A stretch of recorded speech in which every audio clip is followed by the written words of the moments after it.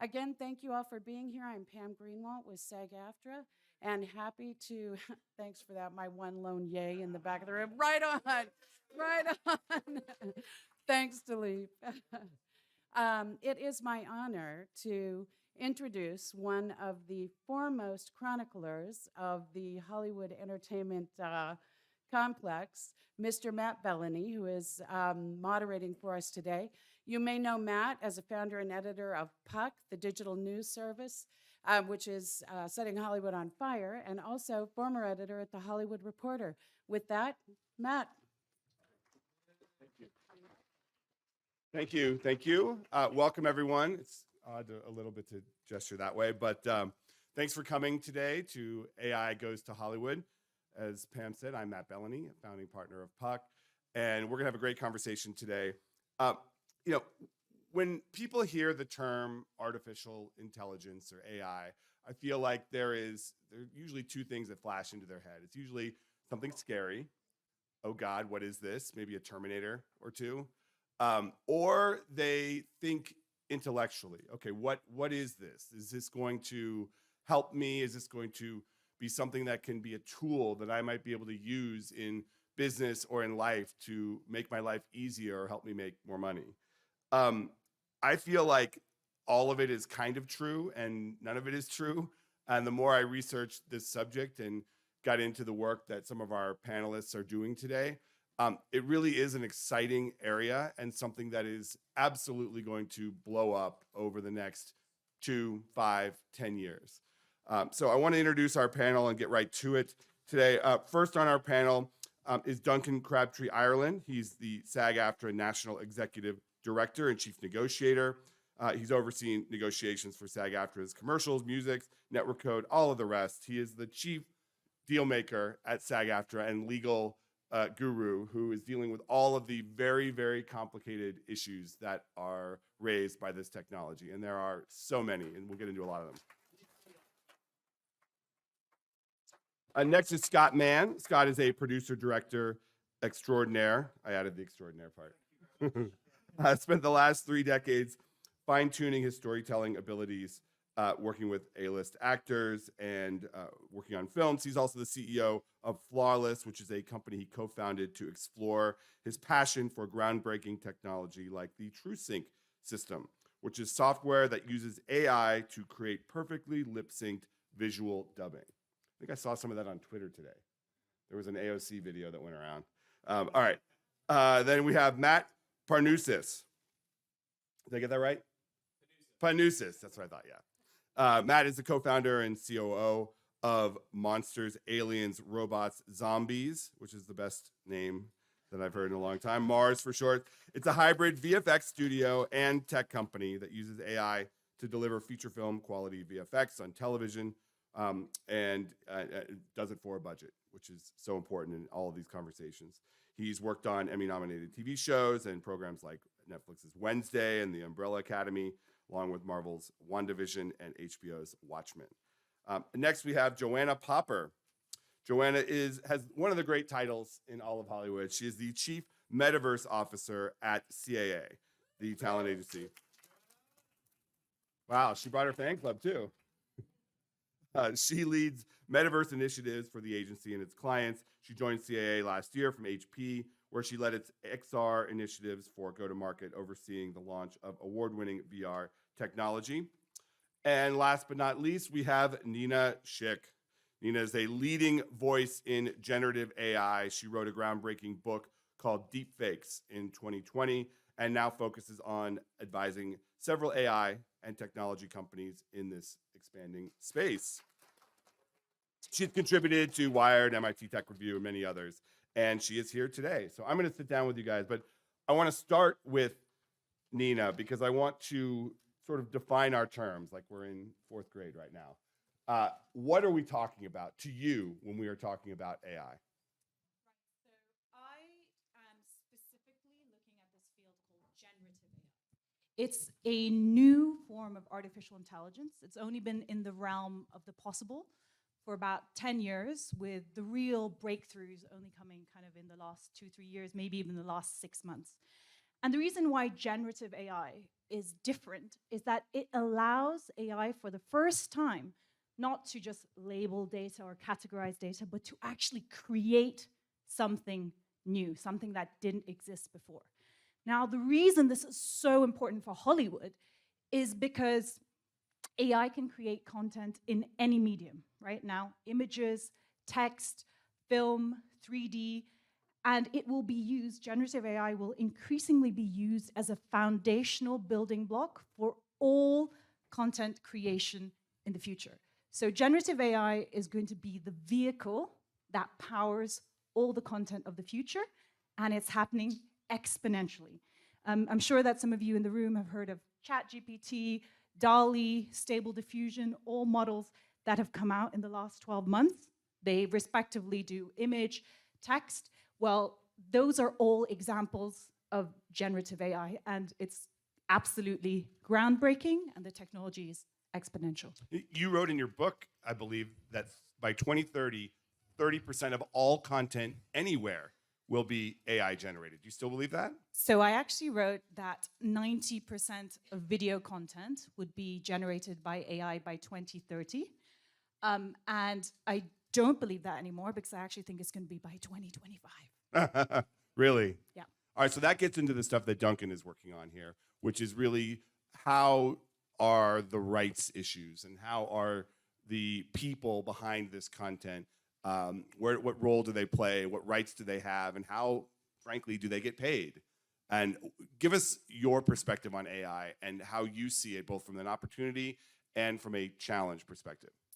Yeah, thanks, Matt. And I think Nina's absolutely right that generative AI is really an essential tool that's going to be used as we move into the future of the entertainment industry.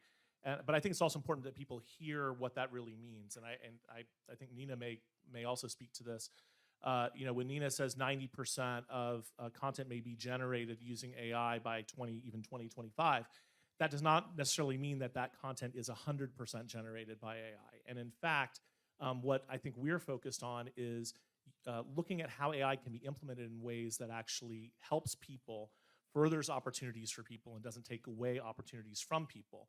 And I do think one thing that's really important for us to recognize is that there is a reality of what the public and consumers want to see in terms of content. And we've been talking about this for a long time at CES and elsewhere, which is the uncanny valley problem, which is as you get closer and closer to representing humanity, but you're not quite there, it actually turns people off. And there's plenty of examples we could go over in the history of the entertainment industry where that's proved itself to be true. That's not to say we should ignore the challenges that AI is going to present or that we should just try to resist it. Instead, I think what we're all eager to do, and certainly what SAG-AFTRA is eager to do, is help channel the benefits of AI into a future that's really beneficial for our members and for the public in general. I think there's a few examples of this. We've seen, for example, some actors, I'm not going to name anyone because I don't want to call anyone out, but we've seen some actors who've been able to use AI tools to help them overcome disabilities, enable them to participate in projects they otherwise might not have been able to participate in. We see benefits potentially coming from AI in terms of being able to work through schedules and do things remotely that you wouldn't have been able to do remotely in the past. And actually, you know, I know that Scott has some technology that I think is very interesting about how it may help preserve the sort of integrity of the screenplays as we look at how dubbing is done in the future, but without taking away jobs from people. So I think there's a lot of opportunity, but there is a significant area that we need to be cautious about and remain focused on how this technology works with and not against people. And potentially to live forever. I mean, I look at the example of James Earl Jones, who just licensed his voice for Darth Vader to a Ukrainian company that does cloning, and he will potentially be able to play Darth Vader long after he is gone, and his heirs will presumably will benefit from that. Right, and I think from our point of view, the key there, and I think this is a theme that we'll see throughout a lot of different technological developments, is you need the consent of the people who are involved, and you need to compensate those people appropriately. And if you have their consent and you have fair compensation for the use of their image, likeness, work, performance, whatever, then that really solves a whole bunch of the ethical questions that are attached to how AI works in the industry. And cost, obviously, this technology can reduce costs in many ways. Scott, tell us a little bit about how you are using your dubbing technology and some of the benefits of that. Yeah, sure. I think the focus of our technology has been on performance, and it's really been a way to kind of capture performance and then utilize it and use it from being able to kind of take a take and project it onto another shot to translating and being able to translate visually a film so that it's authentically done like the filmmaker wanted. Because a lot of what my kind of coming into this really was around seeing one of my own films that I'd taken a lot of care in directing of in particular, and knowing kind of the nuance and how difficult performance is to get right, how difficult it is to weave into a story. It's kind of the biggest thing about a film, and it's always central to everything. And I saw a foreign dub of my film, and it shocked me how different everything was, how the performance was completely different. And then I looked into it, and all the dialogue had changed to kind of fit the mouth movements, and it's kind of like breaking the script and reperforming it differently to try and fit. Synchronicity is a bad method, and I saw this technology initially. My kind of way into it was it's a fix for that, used properly, and that's what we've developed with Flawless, is a way to use it for that purpose. You can do an actual. And that's so important as content becomes so global with these globalized platforms. Yeah, and I think that, to be honest, I think that in a wider spectrum of things, my feeling is that Hollywood for a long time has been broken. It's kind of slowly dying in a sense, and a lot of that is to do with distribution and actually being able to share content globally and make global films. And that's, I think, being able to make global films for a wider audience is a win-win for everyone. And the dubbing always takes you out of it when you're watching something, and the dubbing doesn't match. The dubbing, it's really like there's an immersion problem, but content problem. But it's really it's represented in how many people watch dubbed and sub content. Really, it's so kind of marginal compared to home language territories. And I think there's a really in terms of kind of spreading the audience and being able to see work fully. You shouldn't be able to tell that it's dubbed, and that's the technology like we've built. So it looks like it's performed in the language wherever you are. So you can't tell that it was ever filmed in a different language. Matt, tell us a little bit about what you are doing. That's the audio. You're the visual. Well, actually, just to clear it up, where it's visual, actually. Oh, it is we too, focused as well. on entirely, yeah, and it's actually it's often a misconception of what we do. We don't actually do synthetic audio, and we don't. Oh, that. That's right. Yes. Yeah, we do it's entirely visual, and yeah, we use actually the real audio. So, for visual effects perspective, tell us a little bit of what you guys are up to, and what some of the benefits are. What do your clients say are the real practical benefits of using your tech? Yeah, so I mean, since Mars started 4 years ago, it's been a central part of our strategy, which was initially focused on television, where cost, time, budget constraints are more pervasive than on the film side. So it's been a part of our business since day one. We started off looking for applications where the science was getting close or there, and where we felt the problems were broad and applicable, right? Like the effort it takes to build these products is so intensive that you don't want to build something that only applies to 1 out of every 30 projects, let's say. So, I mean, for us, we started with one product. It's been in stealth mode for 3 years. We can finally talk about it today. It's called Vanity AI. It's de-aging, aging, cosmetic work. We've used it now on over 27 productions, including Spider-Man No Way Home, Stranger Things Season 4, Umbrella Academy. And the idea Do you do panels as well? Because I could.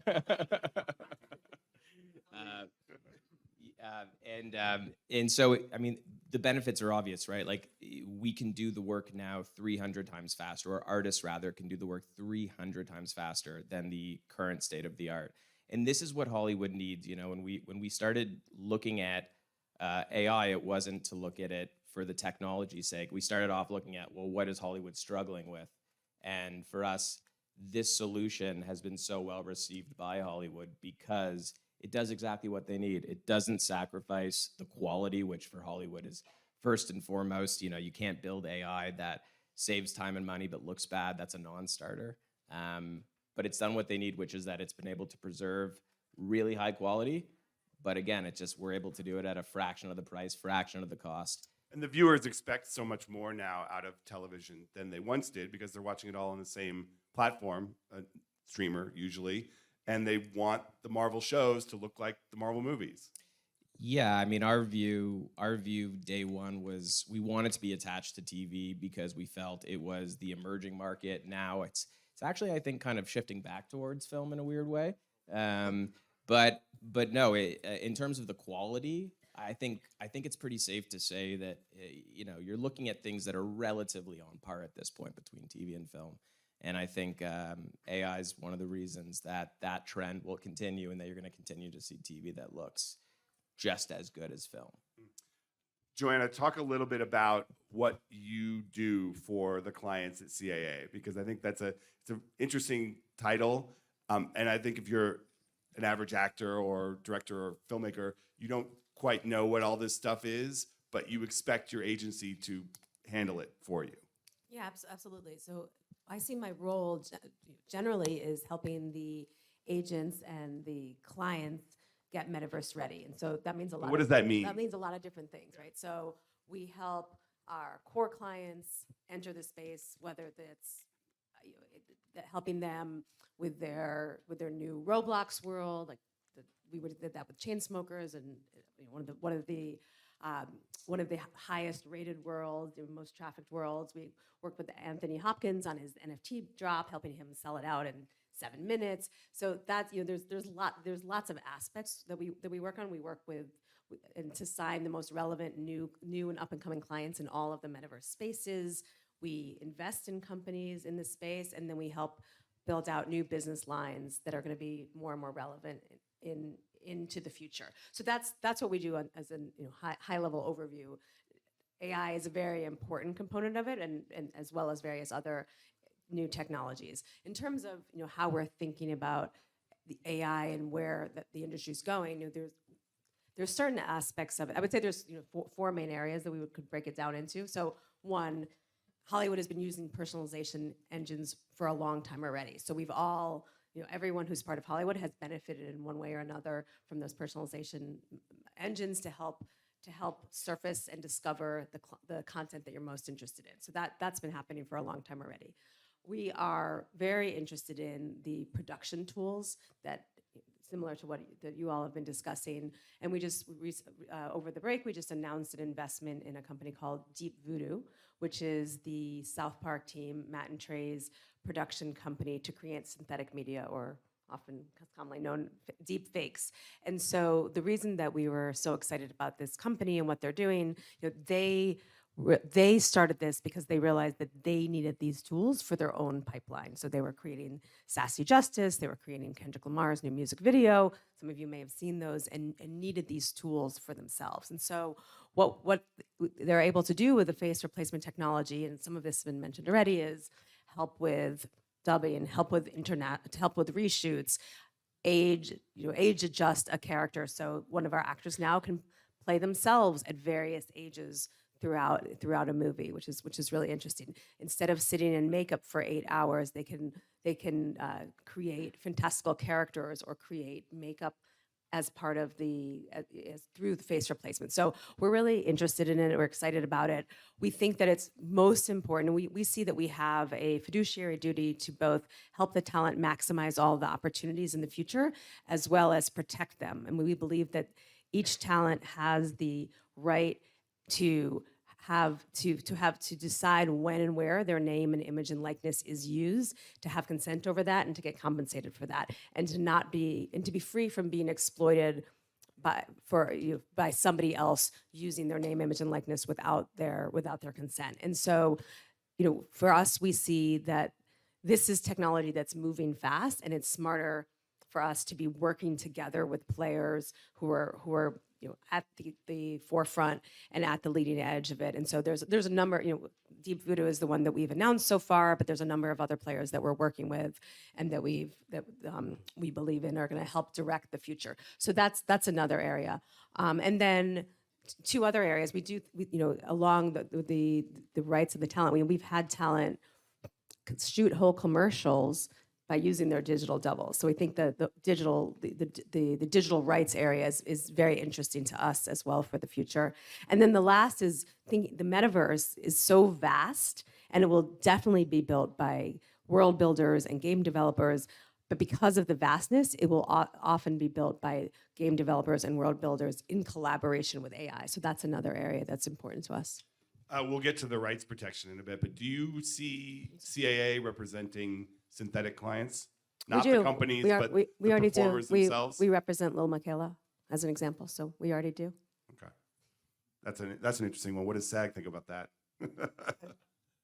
Well, I'll tell you, I mean, one thing I think, it remains to be seen. I do feel like there's a bit of a novelty in the idea of an AI influencer. And I think there's a real question on a going forward basis if beyond the pioneers in that area, there's going to really be traction for AI in the influencer space, because a key component of the influencer space is the perceived connection or relationship between the public and that person. And so, I do question whether beyond Michaela, if we start thinking about, thousands or tens of thousands of, AI-generated influencers, whether that's going to actually generate the result that the companies who want to work with those influencers want to see, because I think that connection is a big part of why influencers have influence.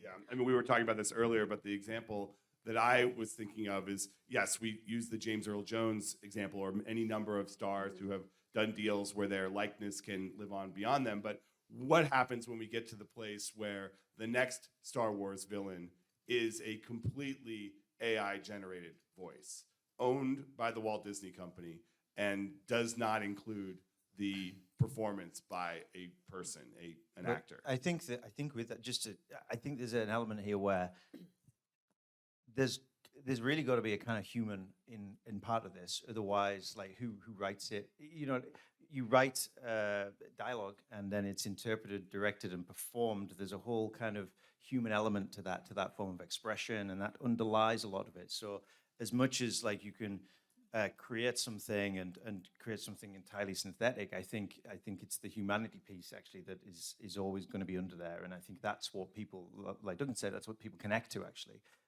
So even though they could probably do it, you would have so many options and choices that would ultimately be addressed by proxy actor, like human, that I think that's probably a big part of it too.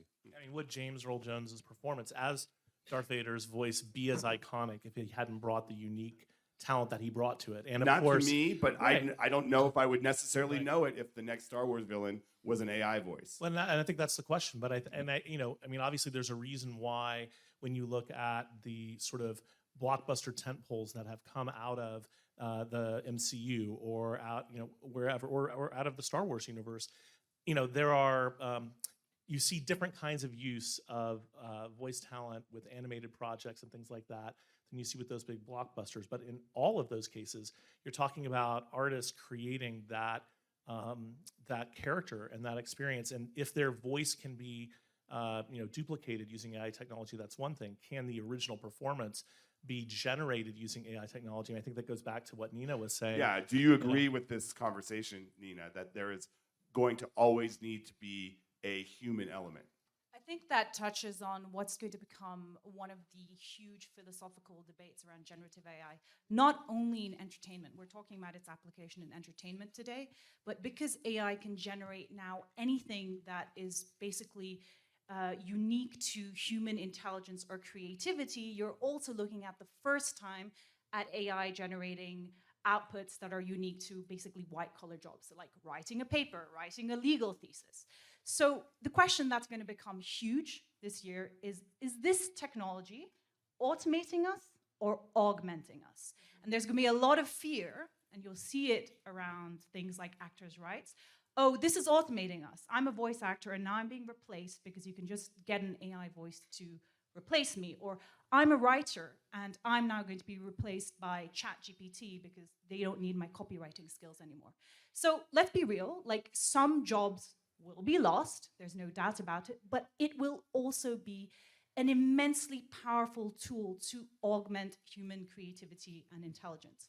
So for example, I'm a writer, and if I have kind of writer's block now, I can use tools like ChatGPT to brainstorm. I can produce content a lot quicker. Does that mean I just Can you give us an example of that as a writer? So how you for- can use for- AI to brainstorm? For example, I have just launched a Substack, and I'm interviewing the pioneers of this space, right? And I basically asked ChatGPT-3 to come up with some questions to interview somebody who was working specifically in the audio field, because I wasn't an expert on like the generative audio field. And it spit out some suggestions. You know, they weren't bad. Were they good? Did you use them? I did use some of them, yeah. So increasingly, It helps you with your draft, right? it helps you with your draft. But there is a point, because remember, we're only at the very, very beginning of what is going to be this huge paradigm shift in human communication and all content creation. So there is a point very soon, actually, where these outputs are going to be incredibly good. And they are going to bridge uncanny valley. And because they're so good, I mean, you already see it happening now, you're going to have a debate about, are these machines sentient? You know, is this actually better than human intelligence? And Matt and I already had that debate this morning. But there will always be, I think, an element of human creativity involved. You need the human curation, the human idea. As a matter of fact, you can look at it as a true democratization of creativity. So the biggest disruption then, perhaps for Hollywood, is that because AI is bringing the barriers down to creating compelling content, you don't have to be a well-resourced actor with, like access to millions of dollars or a team of VFX artists. You can now use AI content generation tools. So the thing that will ultimately matter is who's got the best idea, who is most creative. And my expectation and the prediction is that the creator economy is absolutely going to explode. It's about 50 million now. That's going to grow to billions of people. And I predict that every single one of you in this room will be playing with some form of generative AI within a month. Within a month? Within a month. Really? Yeah. Do you know something we don't? Who, like, for example, who's used Midjourney, Stable Diffusion, DALL-E, ChatGPT, Jasper, Copy AI? Okay. More this than might half. not be a representative group. More than half of the room has already used generative even AI Grammarly. or Grammarly, Grammarly, which or has been around Lensa, for a long the time. app, to generate those selfies of yourself. So, I mean, what Mars is doing and what Flawless is doing is that they are two companies that are developing tools, AI tools for basically superior content creation. As you've already heard, they are lowering the barriers to entry. They're making the process easier, simpler, easier to scale, cheaper. So that's going to lead to an explosion in content. So I predict in 5 years, you'll be able to develop a feature-length Hollywood film on a consumer laptop. You agree with that? I think Nina's correct. I mean, look, what I think will happen was whatever savings Hollywood amasses, you know, the caliber of Hollywood content will continue to increase. But I do think you're going to see consumer content that looks and feels a lot more like Hollywood than it does today. Absolutely. And it's interesting too. I mean, one thing that we say internally with regards to all the AI development we're doing, you know, Vanity AI being our first product, but us having a backlog of other products we're now very much inclined to pursue. One of them is somewhat in line with Flawless. We use the term, you know, turn the artist into the director, right? So the idea now with Vanity is that a single artist at Mars, I believe, can do the same output as an army of artists when it comes to that specific use case of de-aging, aging, cosmetic.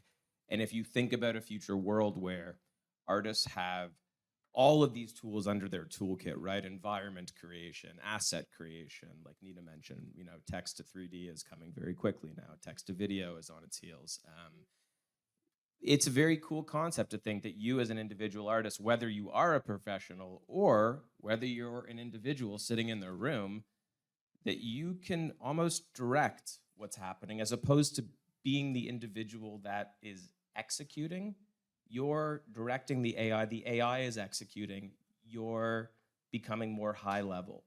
Have you seen a digital actor that looks real to you, that Yeah. looks fully real and could pass side by side with a real actor? Yeah, I certainly have a lot. Yeah. You have? Yeah, a lot. You wouldn't be able to tell. What's a good example?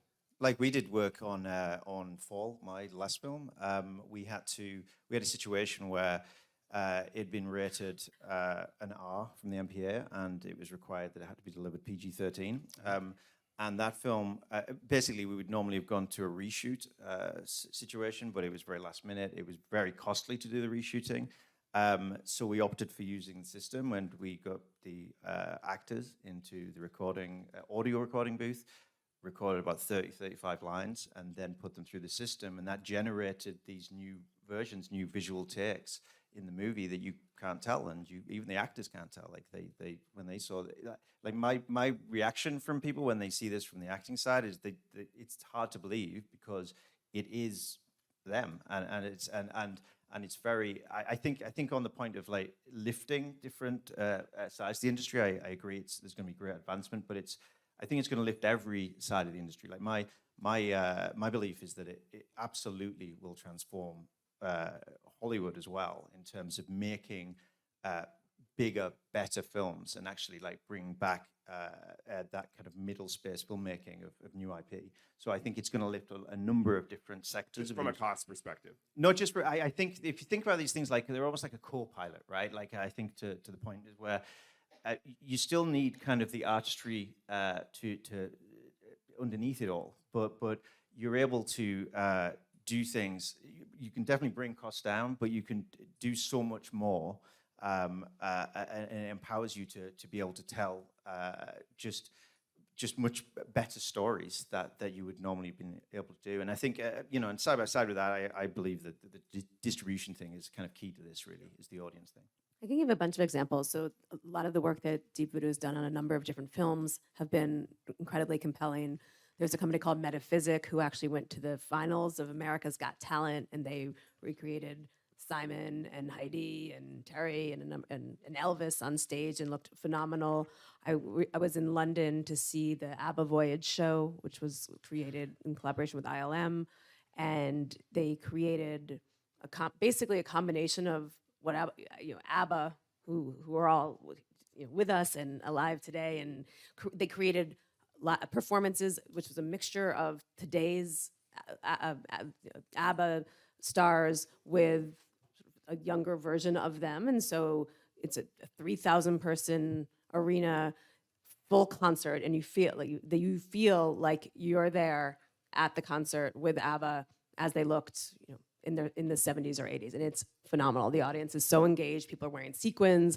People are dressed up, and so the tech, you talked about the Uncanny Valley. There's lots of examples that are already past the Uncanny Valley. It's interesting because I've also seen that show, and I think it involves a certain amount of suspension of disbelief. I would disagree a little bit. I don't think if you're actually there looking at it, it is quite. It may have breached the Uncanny Valley, but it is not 100% convincing. Like but if they took away the real ABBA, you wouldn't be satisfied just seeing. Well, no, that. I mean, No, you may or may not be it's not about satisfied that. seeing it, but the point They is create a whole it's- experience around right, it with a live experience that's band. created that you join in on is magical for sure. But it's not because you actually, if you just sat there and looked, thought that those are real people, in person at that place, in my opinion. But I do think that Nina's right. Eventually, the Uncanny Valley is going to be fully bridged. Whether we've done it yet or not, I think might be open to some debate. And especially when you talk about a full performance created by an artificial human, as opposed to bridging gaps and things like that. But the ultimate bottom line, I agree with, which is the fundamental creativity is the element that is going to be irreplaceable, and I think for a long time in the future, maybe not forever, but for a long time in the future. And one of the topics that I think is important for us to maybe not fully explore in this panel, but is the question of where you have generative AI taking content that comes from hundreds, thousands, tens of thousands of sources. When we say it's creating something, I believe there's a point of human creation where humans can create something that is purely new and unique. And at this point, in my opinion, AI can't really quite get there. It can take thousands of ideas, bring them together, and then turn them into something that is seemingly new, but is actually an iteration of things that have been its inputs. And I think we're going to have a debate over what the rights are around that, how that relates to copyright, how that relates to other intellectual property rights, because philosophically, it's not really okay whether you're taking one person's idea and then repurposing it as your own, or whether you're taking 3, 10, or 1 million ideas or expressions of those ideas. That's not the same kind of creativity as that new idea, that new spark that is, at this point, I think, still unique to people and to performances. But is it? Right? I don't know, because I think about it like we as humans, anytime we're creating a new idea, that idea is based on all of our experiences, right? Our experiences are the inputs. We think what we're creating is quote unquote original. Really what it is it's an inference from what's existed. I'd argue it's quite similar to what these generative networks are doing. Well, that's the debate, I think. And, is the generative network actually bringing that element of freshness to it, or is the generative network doing a mashup of existing ideas and just regurgitating them? And I think that's a fundamental question. I think, and my view on this is that until we actually have real artificial intelligence that is genuine, then it won't, and I think that's the bridging gap, because you're right. My view is that yes, you live a lifetime of experience and you come up with an idea, but that lifetime is colored by the growth and feelings, frankly. Like that's what makes us, right? Like pain, survival. There's all these kind of other elements that you get into with real AI. Would be my view. So we're going to do some Q&A in a second. If you have questions, we'll go to the audience for a little bit. But Nina, you had a comment? So the final point I was going to make, because I think this is going to be such a hugely important debate that's going to arise, is basically what Matt and Duncan were talking about. Because in order to create these AI-generated outputs, the models, of course, all operate on training data. So where did the training data come from? That's going to become so legally and whether they had rights, contentious. and whether they had the rights to Exactly. it. Did you have the, so if you consider some of the models right now that are capable of just with a text prompt, like just a text prompt, you can take Stable Diffusion or DALL-E, and it can create anything in any visual style. It can create, talking about bridging uncanny valley, at least with the 2D media assets, so things like images, you can already do it to photorealistic perfection. Of course, doing so in film is a little bit more challenging, but I think we'll get there. But there's this hot debate around AI art. You guys have seen it. This is just the tip of the iceberg of what's to come, because artists are saying, hey, my work was in the training data. I didn't give consent. And now people are creating entirely new, and I do believe it's entirely new, images in my style.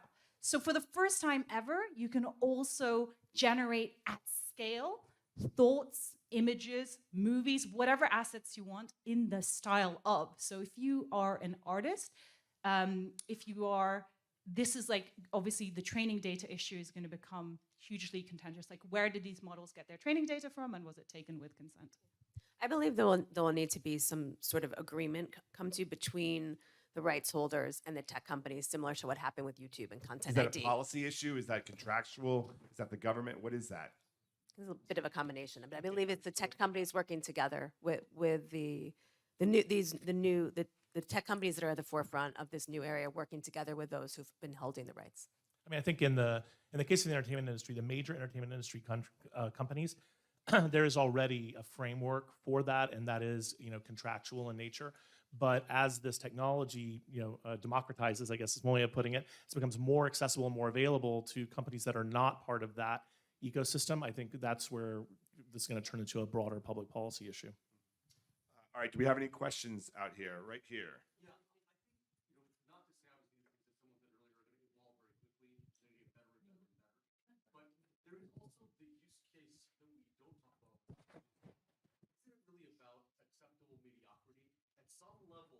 Whatever we produce, if it's good enough, it will start to replace what was good enough before, right? Like with ChatGPT, there's no person that, I can also just use my stage voice. Okay, with ChatGPT, if I have a kid go, hey, listen, write me a paper about Huckleberry Finn and tell me why it's different than The Great Gatsby.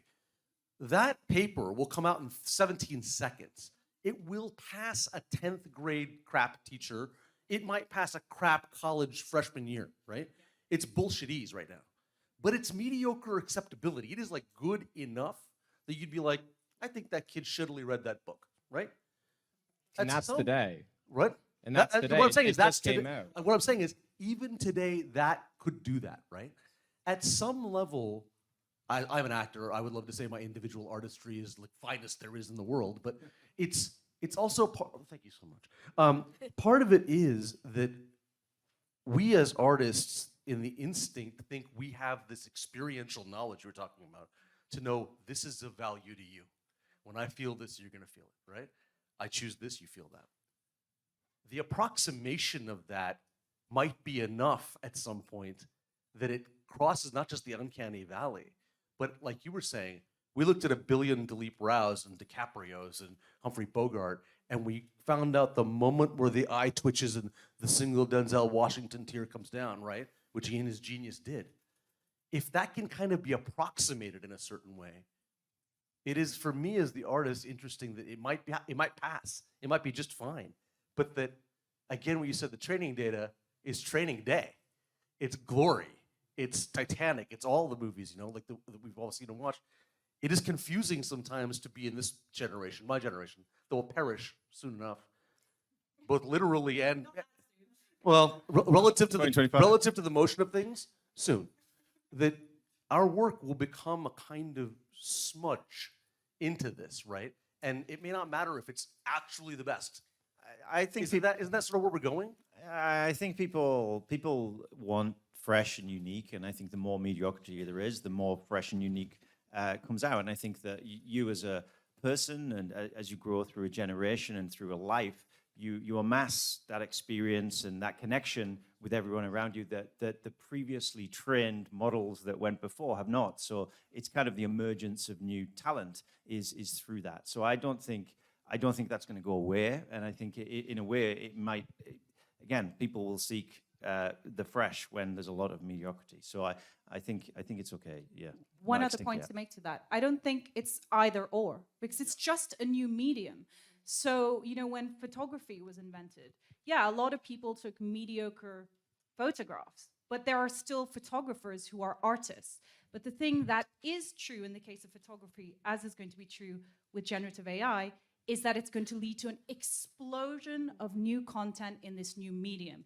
Some of that content will be utterly mediocre. Interestingly, it's so scalable, so I think where you will see a lot of the mediocre content is in like personalized ads, like SEO, that kind of stuff will all be generated by AI. There's no need for a copywriter to do that. But will there still be art in this new medium? Absolutely. And will the previous forms of artistry still exist? Absolutely. It's not either or. I would agree.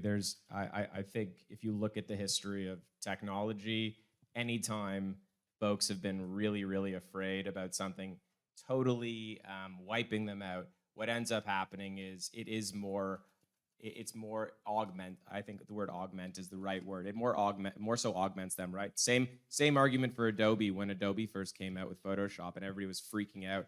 And it ends up being this amazing tool for people all these years later.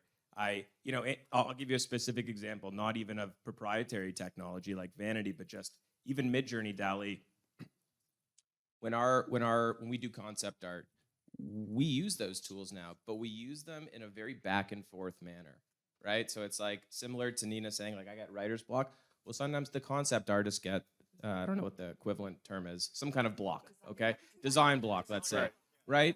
He'll throw something at the board, see what he gets, get something back, take what he likes from it, throw it back in, and it becomes this very interesting experience. And for him, it's very powerful because, again, he's coming to things that he himself wouldn't have thought of. But they're still his at the end of the day.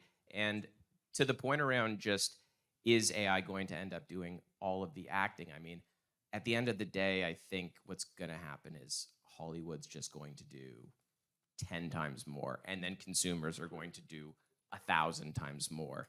And there is probably going to be situations where I mean, do I think it's crazy to think of a world where you have a film where there's real actors and AI acting? Absolutely not. Yeah. We have a All right, we question have here. time for one more. Oh, right here. Thank you. My question is for Nina. I think most people think they have this question about what is AI. I'm wondering, would it be interesting to have it tangible right now? We have a AI Hollywood writer that's been reinforced with creativity and global awareness, as you shared. Would you like to ask the audience if they want to hear how it works? You have it on your phone right there. It's on the phone if you'd like to try it, or just have somebody ask a question and try it out so that they can see it tangibly. Like a writer, like I ask it, what would you do if you came upon, an Aztec army? Yes. Do you Write me fight it- or do you run? Do you fight or do you run? Oh, is it ChatGPT? It's Da Vinci. Okay, so you want On the playground. I'm just wondering if, oh, I'm already. Let Nina do that. I think Nina, if you, Oh, okay. So should we ask it if AI is sentient? I think you know what the answer is going to be. I'm thinking like a short story. So oh, I'm wondering if the audience has an idea. Do you want it to? Anybody want to ask the AI something? Do you think that chats will take it over the world? Or write a short story about Right. I think that. Yeah. Do you want to ask it? No. I'm just what, asking. what was it? Does Do you think cats will take over Oh, the you want world? me to write a story about Cats taking over the world. cats taking over the world? Is it gonna visual? Are we gonna hear this? Write a script, right? Okay, so I'll read it. Okay. So, the movie follows the story of an unlikely group of cats who have been gifted with extraordinary powers. They use their newfound abilities to take over the world, only to find out it is not what they expected. They battle against human forces, but they also discover the importance of friendship and loyalty. Along the way, they learn the true meaning of power and what it means to be a leader. In the end, they must decide whether to keep their newfound power and use it for good or to take over the world. So it didn't really answer the question. No. Well, but Well, that's I mean, coming to so- Netflix next month. Well, Matt, I think that illustrates the exact point I think that Dilip was getting at, and which we've talked about earlier today, which is in a world where there's this massive quantity of AI-generated content, it's going to be really important to filter that content and to identify what really You're loving resonates that. with You're people. loving that right I'm now. loving that. I did not set that up. I had nothing to do with that. But Plan. Yeah, exactly. but I do think, it goes to show that That is not Top Gun Maverick. It's it is there's going to be a really important role to play, and that's why augmentation is probably, like Nina said, where this goes, because there is a human element that helps us find stories that are compelling and that people really are going to be excited and interested I would in. add the augmentation and collaboration, right? And throughout history, there have always been new technologies that come, and it's on us as individuals to continue to train ourselves to work better with those technologies to create better and better outputs. And that's how I would think about it. Yeah, and like- working with those companies that are wanting to be creative friendly, talent friendly, and ethics led along this journey. Yeah, All right, final word. Who wants it? Well, I'm always willing to take the final word, Matt, and just to say, because I think we have to remember the human element in all of this, right? And setting aside a future of Skynet and Terminators, we focusing our efforts on helping figure out how that people can collaborate with technology, that technology can augment the work that people are doing. That's really where we're headed. And I think it seems like everybody on this panel is in agreement with that. And certainly from my point of view, that's what we're all about at SAG-AFTRA, and working with these amazing industry partners, we're going to get there, I think. All right. Thank you very much to our panel. Thank you. Thanks to everybody for coming.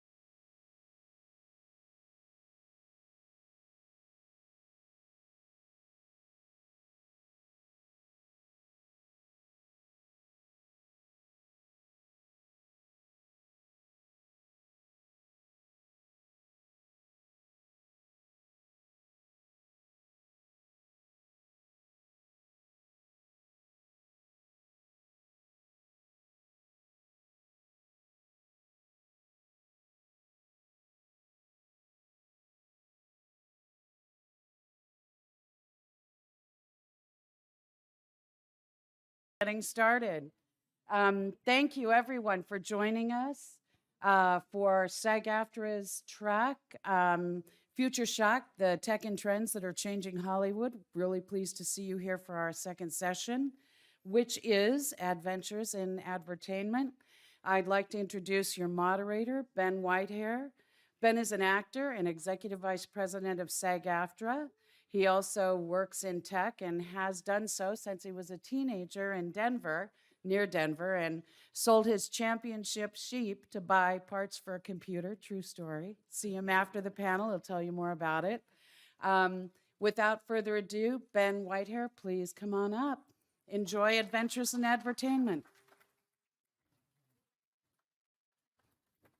Hi, thank you, everybody. Yes, that is a true story. So if you want to talk about how to show a sheep or ride bulls, we can talk about that. But today, we have something I think much more interesting. And I very much appreciate you all joining us for Adventures in Advertainment. Advertainment is a type of partnership that has been an integral part of motion pictures and television for almost a century. You can think of it as the basic product placement in movies and television shows that you all, I'm sure, are familiar with. And as film and TV programming has evolved to become a little bit more sophisticated and engaging, so too has Advertainment. Brands now enlist top-tier talent to do more than showcase their products, but also tell a compelling story that connects directly with an audience to form a connection and leave a lasting impression. So, what does this mean to actors and creative artists? That is the important question we'll be looking at today. This hybrid style of storytelling has become an innovative art form that allows brands to think outside the box, allow entertainers and directors to create unique pieces of content, and it's exposing unexplored opportunities and entertainment mediums with the potential to reach audiences in a more intimate setting. Today, we're going to look at how technology and some of the creative pioneers wielding these powerful new tools are taking Advertainment storytelling to new heights, and in the process, forming new types of relationships between brands, audiences, and creative artists. So let's dive right in. I'd like to introduce our panelists. First up, we have Sam Asghari. Sam Asghari is an Iranian-born actor with an impressive resume that includes parts in the Emmy-nominated Showtime series Black Monday and the Emmy-winning HBO Max series Hacks. In addition, Sam's career continues to soar with recurring roles in Taylor Sheridan's hit TV shows Yellowstone and Lioness. Sam, welcome. Come on up.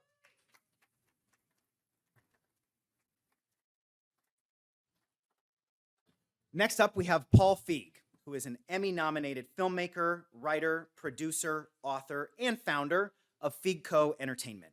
Paul's a creative powerhouse behind some of entertainment's biggest comedy blockbusters you might have heard of, such as Bridesmaids and The Heat, films which have grossed over $1 billion, that's with a B, at the box office. His most recent project, The School for Good and Evil, starring Charlize Theron and Kerry Washington, debuted as the #1 film on Netflix in 88 countries worldwide. Paul, welcome.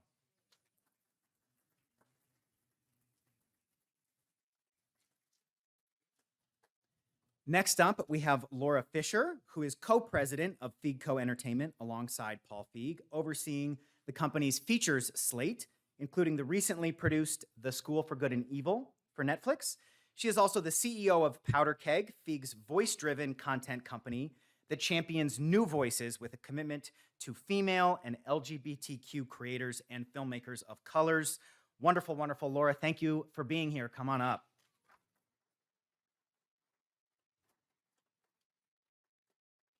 And last, but certainly not least, we have Sue Ann Morrow, who is the National Director of Contract Strategic Initiatives and Podcasts at SAG-AFTRA. In this role, she is responsible for spearheading initiatives, addressing challenges, and engaging with opportunities that arise from developments and shifts in the entertainment and advertising industries, particularly those driven by new technologies and platforms. Let's give a warm welcome to Sue Ann and all of our panel. Thank you, everybody, for being here.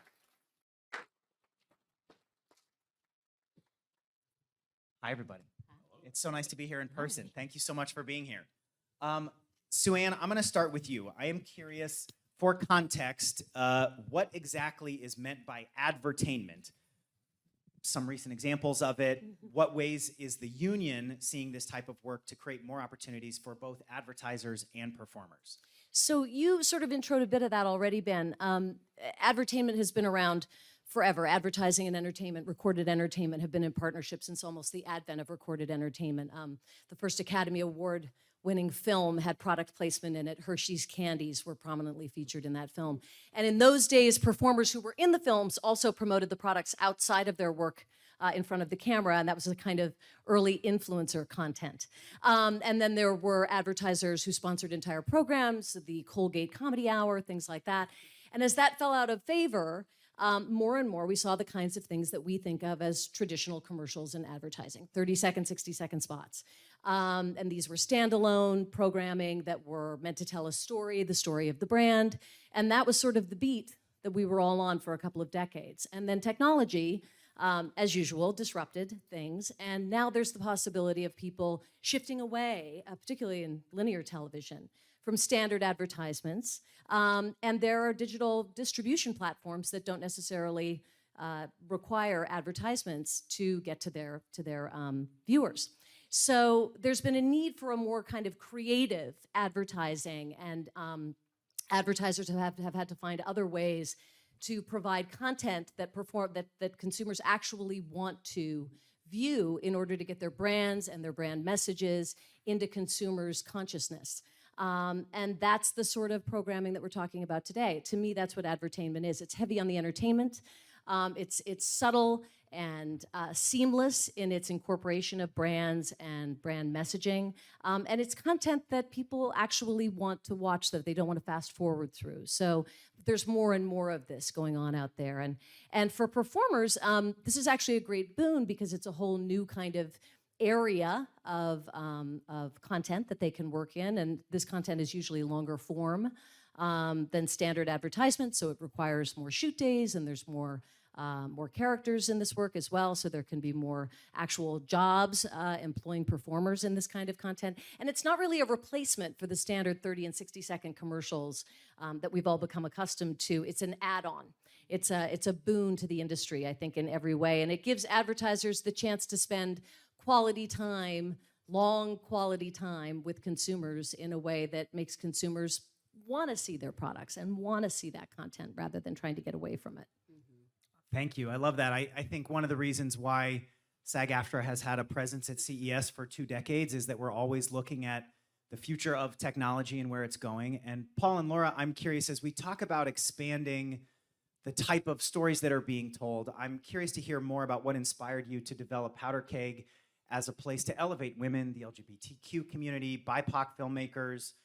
For you, why was it important to do that? And in what ways do you see technology helping tell these stories that have historically not been represented? I mean, it was important to us just because there's the opportunities were so few.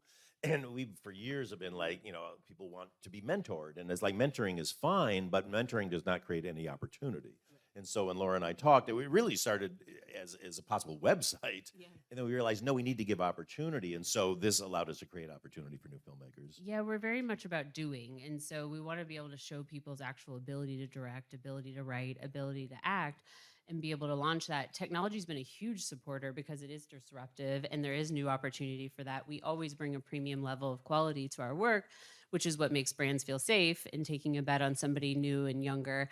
And we as producers are in charge of making sure it sort of meets the goals and the expectations, but we've never had a problem. We've had such an incredible experience with those new young voices and with those diverse points of view. We've had great sets, we've had great products, we've met people like Sam, we've launched interactive content that, with filmmakers that probably wouldn't have had their first shot otherwise, Yeah, we got to create a calling card too, because it's hard for me to advocate for somebody who mentors with me because they seem smart, but they couldn't do it. This, we create the opportunity and go like, either they prove it, or if they don't, then we go like, okay, you had your shot. But it's all about giving people that shot to prove themselves, and across the board.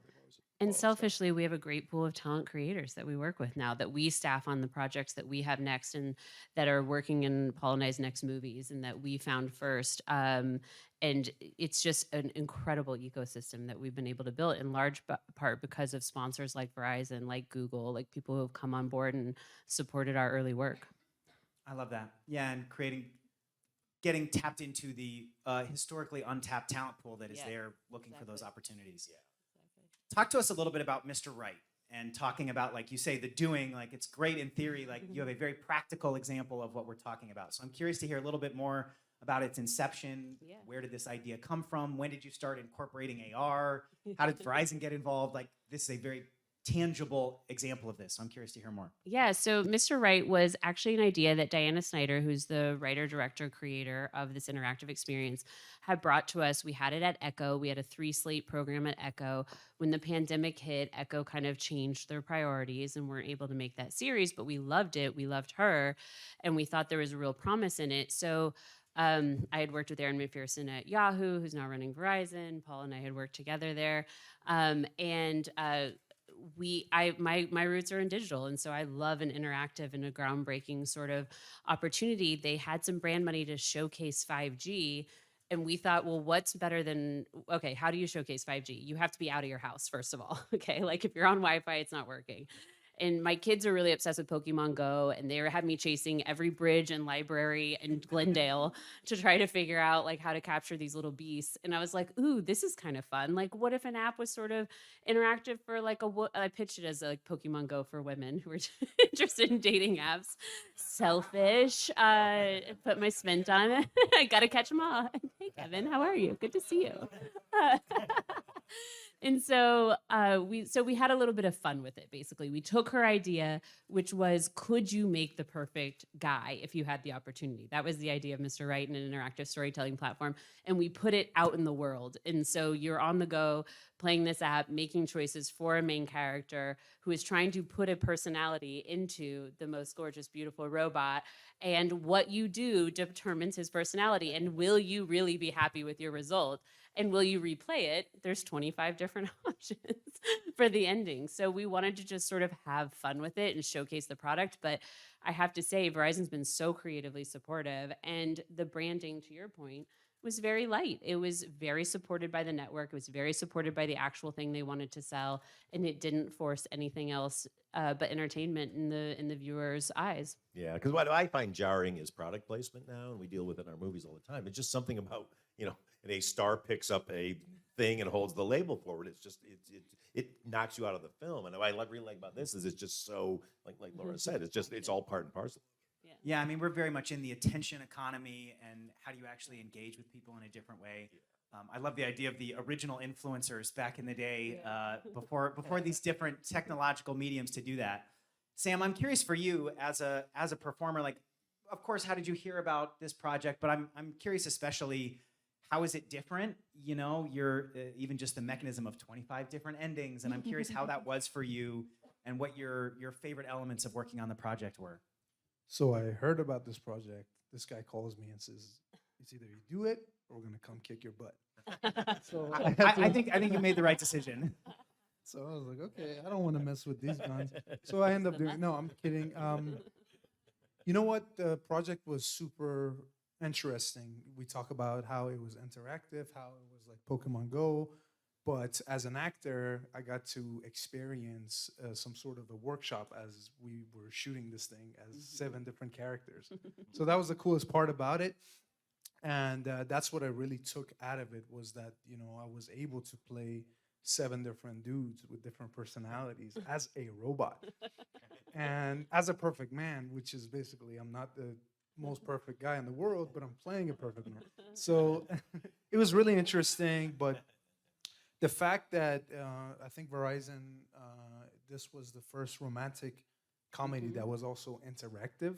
Yeah. And that was also very interesting part about it. But, I'm a big video game guy, and I love to get involved into things. And it's really cool I played this thing like 4 or 5 times. I'd like to put myself on certain places. Which endings did you get? Okay. Do you make bad decisions for yourself? I keep getting the same endings. I don't know what I'm doing ending? something wrong. You're Mr. Right, that's why. That's the problem. No, you're Mr. Wrong. No. I love that. Well, and it's such an example, Sue-Ann, like you said, of, these are additional opportunities, right? What a wonderfully unique opportunity as a performer, both in the creative element of it, as a different type of thing to be pursued. And I'm curious, Sue-Ann, from your perspective, we've been talking a lot already today about how we can focus on this human element. And what are some of the ways that SAG-AFTRA and other labor unions can protect people's rights as we expand into different types of technology, different types of work? And do you see advertising gigs for members further incorporating storytelling in these unique ways as we move forward? I think so. Yeah, I think there's going to be more and more of that kind of content because with digital advertising, you don't have the restraints that you have with linear television advertising. You aren't limited to 30 or 60 seconds. You can make incredibly long form stuff. You can do really short form stuff. You can do things on apps. There's a million different ways, things that we haven't even thought about yet, to get to consumers. But what you really want to be able to do is to compel them to want to see the content.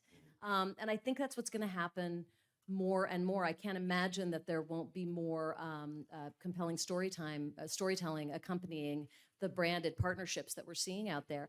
And what's interesting for us as a union in covering this work is that it's going to be difficult sometimes to tell whether this is entertainment content that's just really artfully and lightly branded, or is it branded content? Is it a commercial that just has a really great storytelling element to it? And that's something that we're becoming more and more adept at doing. We're better and better at taking a project that's brought to us and looking at it and turning it around and talking to multiple departments and trying to figure out, what's the best way to cover this particular project, both for the performers involved, but also for the employers who are trying to employ performers. And we really appreciate the union working with us. I mean, because it's, I was an actor for many, many years, and all you look for as an actor is opportunities. Yeah. And these opportunities, it's multiplying. Yep. But we appreciate that it'd be so easy for you to to say, no, you can't do that because this crosses these two lines. So I really appreciate how you're always working with us to figure out what's the new model.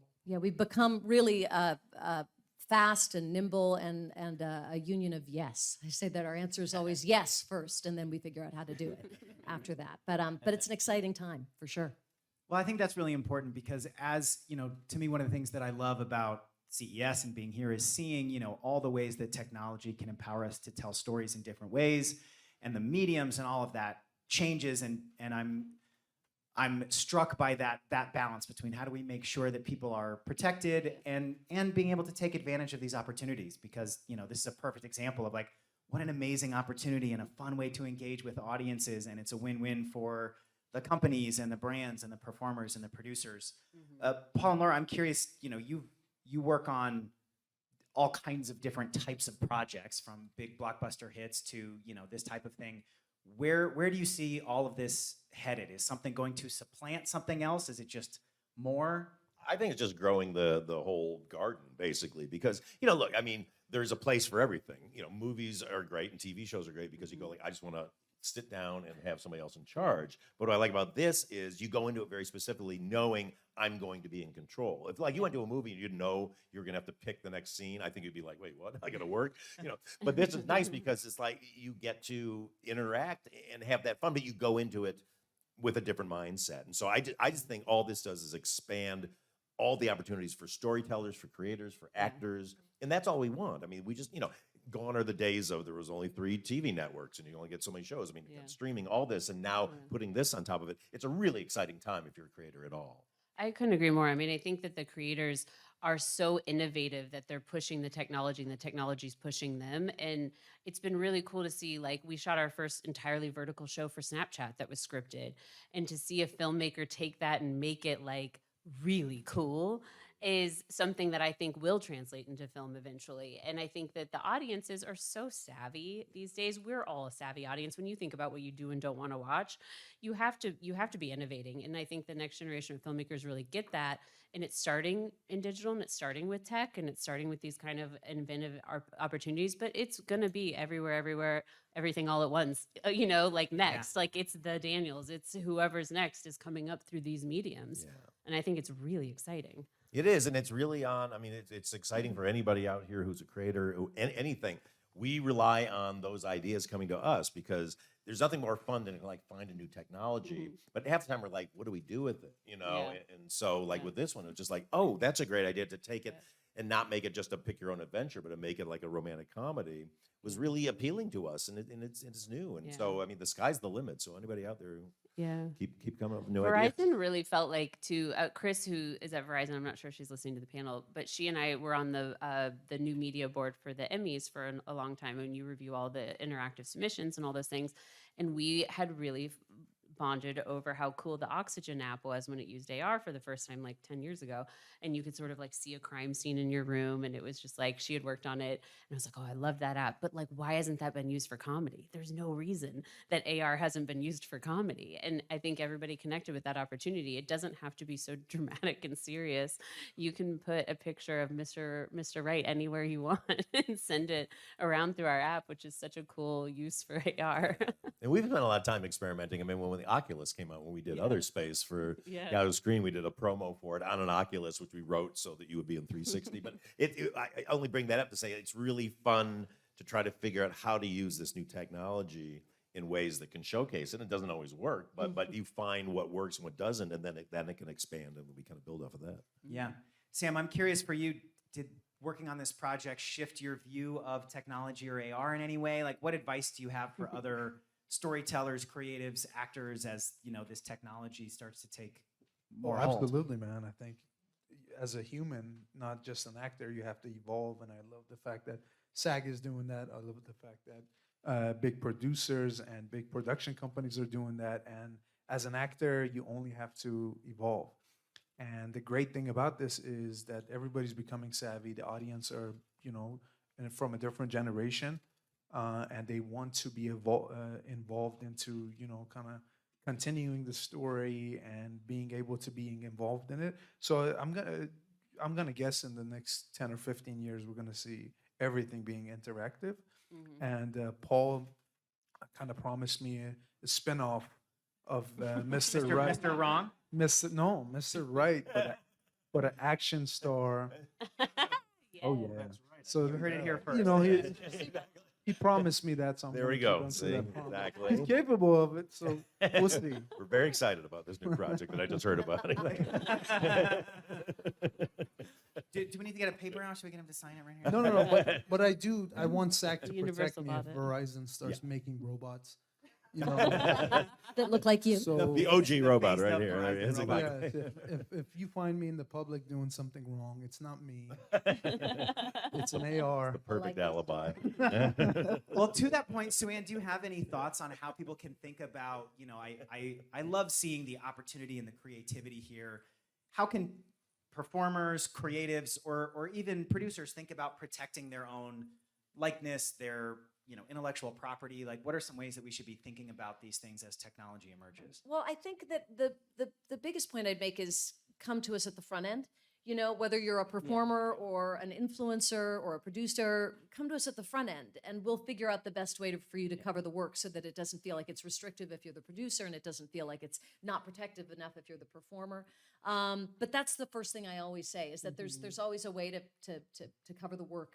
And make sure that folks feel comfortable being in these spaces without making it unduly difficult for employers to hire professional performers and other folks that we cover with our contracts. But that's So- such a great point. I mean, across the board, like when we were doing Freaks and Geeks, 20 plus years ago, we had to want to do a pot smoking segment, and we didn't know what we could do, so we went to the censors first and said, what can we do? What Right. can't do? We found out we could do more things than we thought we'd be able to do. Right. So it's always great to keep the people involved, and I find that in our business, a lot of creators tend to be like, oh, I don't want anybody messing with my vision. But it's like, bring people in, Yeah. because then you will get more ideas.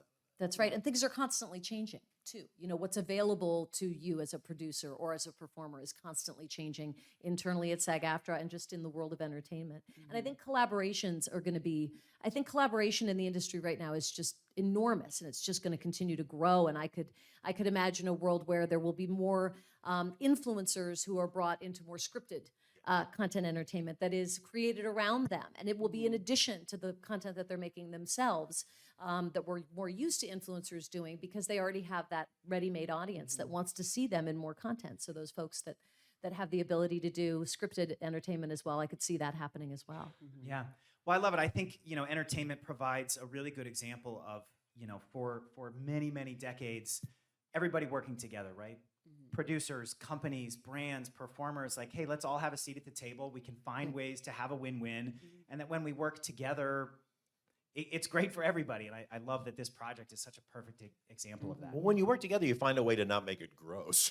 You know, not like one person, like, you got to have all this stuff. You know, it's like when you direct a commercial, obviously everybody just cares about the product. But this is so nice. It's from the ground up. We all, I mean, you know, we produced a show called East of La Brea, and we worked with Lyft for that. And they put money into it, and all we really had to do was kind of have one of the characters was a Lyft driver. Yeah, she was already a driver. Yeah. We just put a lift thing in. Yeah, and it wasn't like in your face and all that, but it was there. They paid and- for the series. Totally. Yeah. In addition to the upcoming action series, Mr. Wright, that is Yes, gonna be premiering exactly. at CES Be next very week. exciting. Everybody's very excited. It's all the buzz. What projects do you all have up your sleeves? Where do you see, you know, the next step as you guys continue to expand the types of technology and filmmakers you're working with? Where is it headed for you all? Yeah, we have our program called Powder Cake Fuse, where we produce 6 short films from up-and-coming female directors every year. It's previously been funded by Google. We have a short film that just got into Sundance, and we're so excited to exhibit that in a couple of weeks. We're hoping to do more in this branded and interactive space. I think it's really exciting. I hope to do another AR project. Obviously, Mr. Wright, action star, and and on our film side, we're off to Atlanta for our next movie, starring somebody we found through Powder Keg, actually. Yeah, exactly.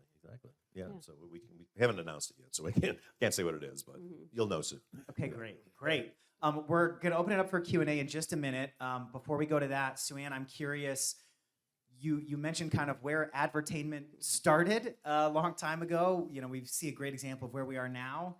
Where is it headed? Where do you think, I mean, you've touched on it a little bit, but I'm curious where you think this is Well, all you know, going. I think we don't know what we don't know yet. I think there's going to be lots of developments in the next 5 years, not even decade. There'll be things that we never expected to see. So it's hard to know where things are actually going to go.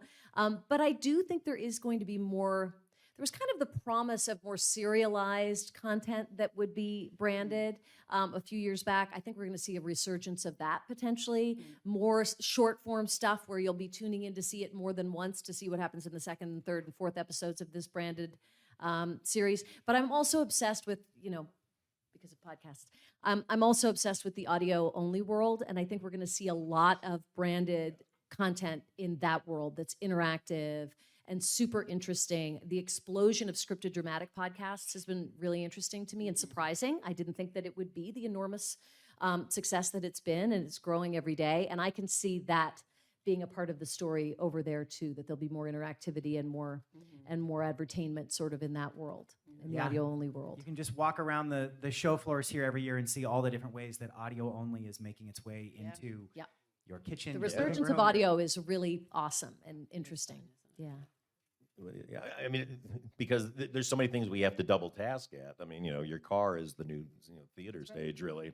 That's exciting. I mean, I think it's also just all this technology is going to keep evolving so fast, and what's going to happen is creators are going to figure out the best way to tame it with the right genres. It's all so specific. Like there's nothing that kind of just works across the board. Yeah. And that's what I find exciting. You're like, figure out what's going to be the best way to do horror, what's going to be the best way to do comedy. And again, I'm always throwing it back onto the creators because that's, being one myself, but also that's what we would depend on in our company. Like, think out of the box, please, because you'll be the one who comes up with the next idea that then takes off and nobody expected. I love that. Yeah. I think the trend is that brands really do want to be continually associated with something that's premium and innovative and with top talent. I don't think that'll ever change. I just think the shape that's taking is constantly changing. It once was so cool to have a, vodka sponsored short film, and now we're getting to do cool like AR advancement. And I think the metaverse and VR is also probably very much on that premium horizon, but yeah. I love that. And it's a great way to break amazing new talent. Not new, but Amazing. Emerging, Fresh. exactly, on his way through the Depending roof. on who's hiring, fresh and new. Exactly, that's right, really.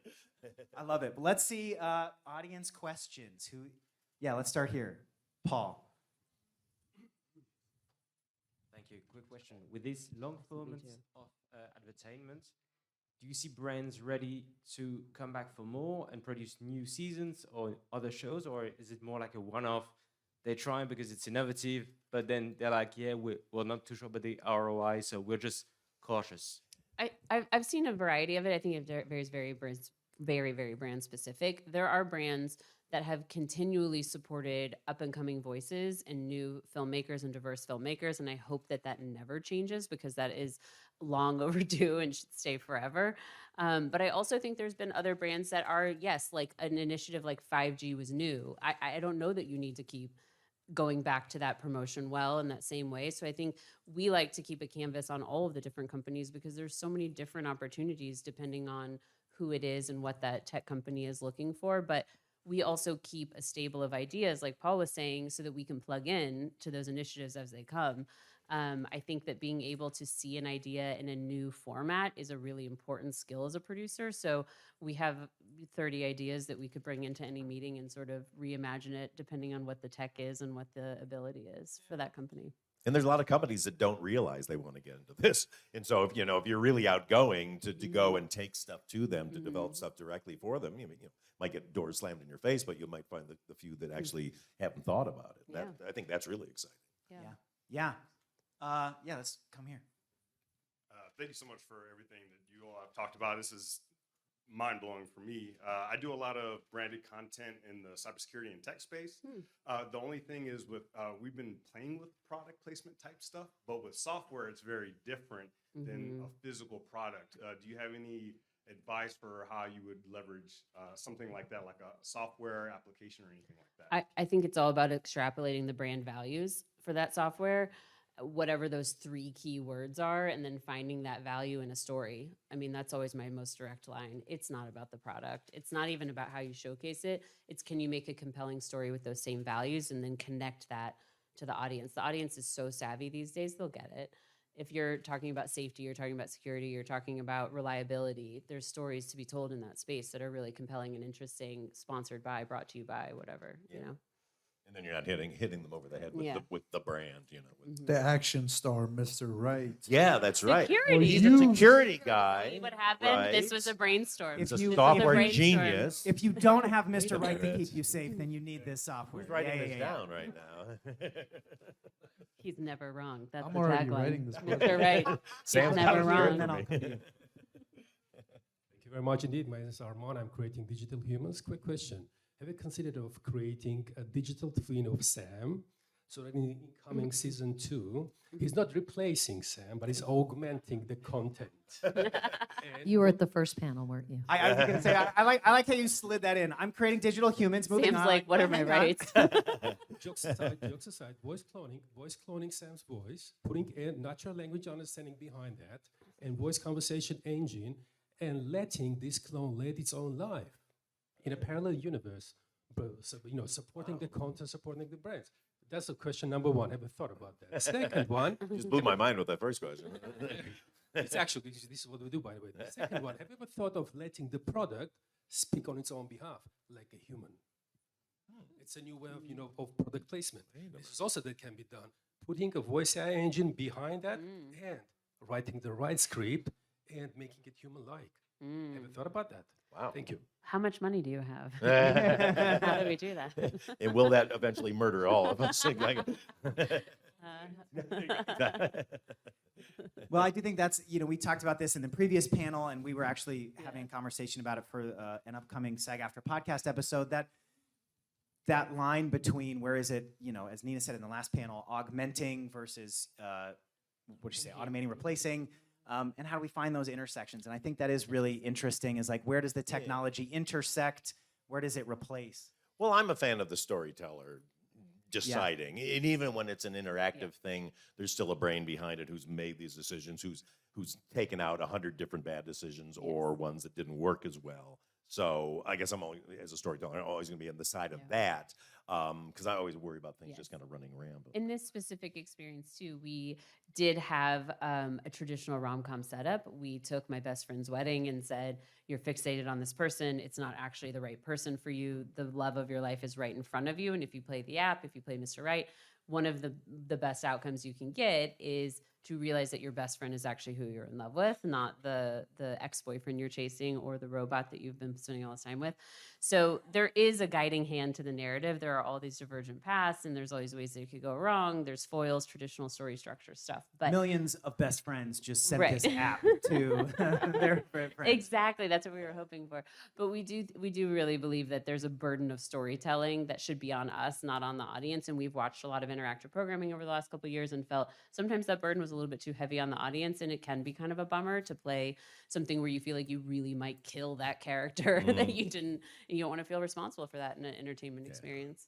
But in a different world, it would be very interesting to set something loose and see what it does. I have a love of, you've seen those, like when they do those bots and they let the bots write a script, like feed it a million There's a different Hallmark bot. movies. Yeah, and it's that's the really funniest good. thing I've ever read. And I actually want to shoot a movie that's based on a bot script, just because the choices are so hilariously weird. But you just go into that knowing that that's what you're going to get. So Yeah. I won't be playing those. I'll do it. I'll take a job. There we It's go. fine. Yeah, come on, man. Come on. like Work a- is work. Coming over here, yes.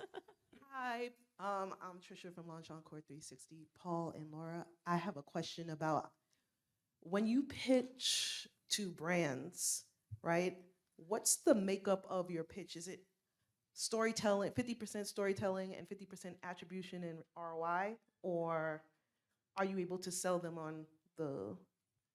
I would say mostly for us, it's creative. It's creative and understanding, again, their brand values and the big alignment. The ROI is something that I feel like is always set by the company, and we plug into that once we've bought in, or maybe even further into the negotiation. But the ROI is really controlled by the platform. We're not usually the platform. So I'm like, here's the great story we can tell you. Here's the great brands we can align with you.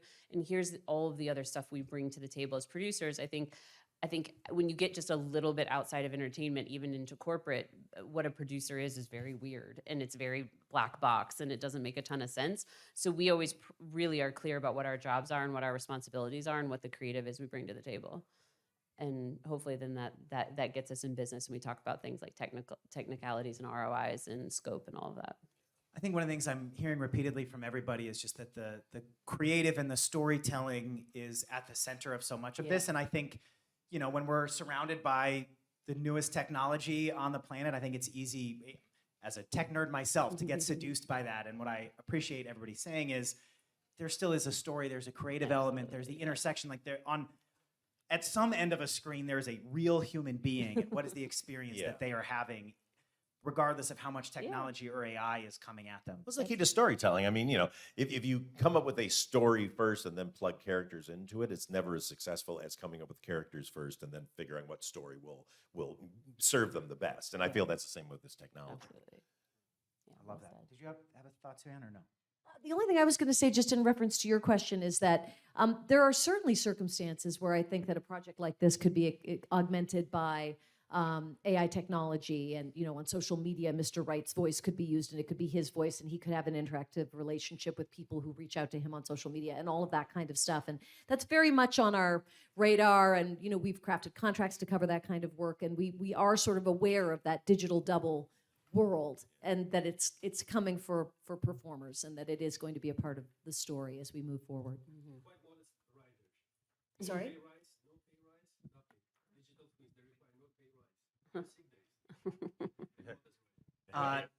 Next question. Let's go over here. Yeah. Hello, and thank you guys. Hi. So I come from a little bit of a different background in live entertainment for esports. But one of the things that excites me so much about the innovation in SAG-AFTRA and everything you guys are doing for Advertainment? Advertainment, sorry. Is the idea that you could take a market and evolve the way that they do advertising in terms of live events and bring that story to it. So my question for you, and this is something of a little bit more advice for me since I am young, is when it comes to the inception of an idea, right? When you guys are coming up with an idea for a movie or a television show, is it good to have the interaction with the brands that you're looking to work with prior to development in terms of saying, hey, I'd like to incorporate some sort of story here about your product at this point? Or do you find that it's more of a collaborative thing where you go, here's my idea, here's how we want to work, and they say, well, let's make it a little more spicy?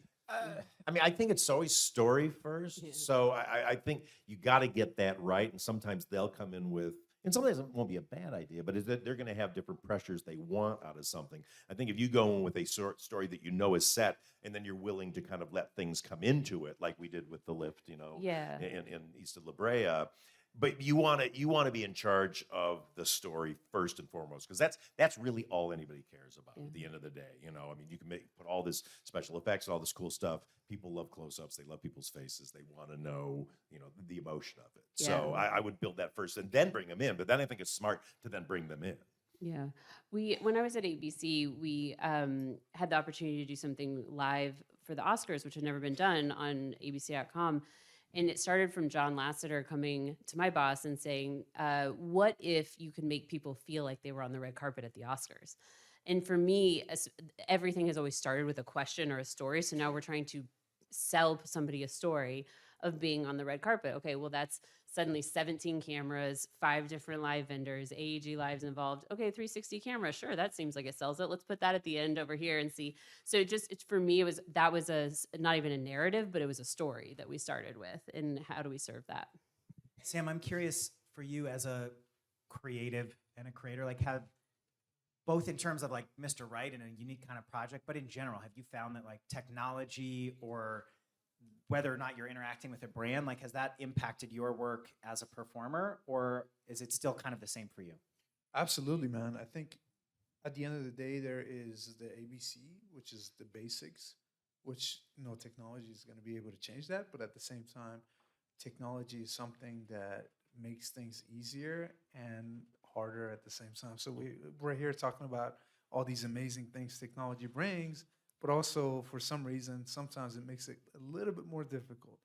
But at the same time, I only appreciate technology as a creator because you can put something together with your iPhone and you can make a short film and submit it to all these amazing festivals and win a bunch of awards. So that's a great part about it. Or you can watch Mr. Right by downloading Mr. Right on your phone vertically, 4K, and make your own choices and get your own results. I love that. Be inspired and be inspired.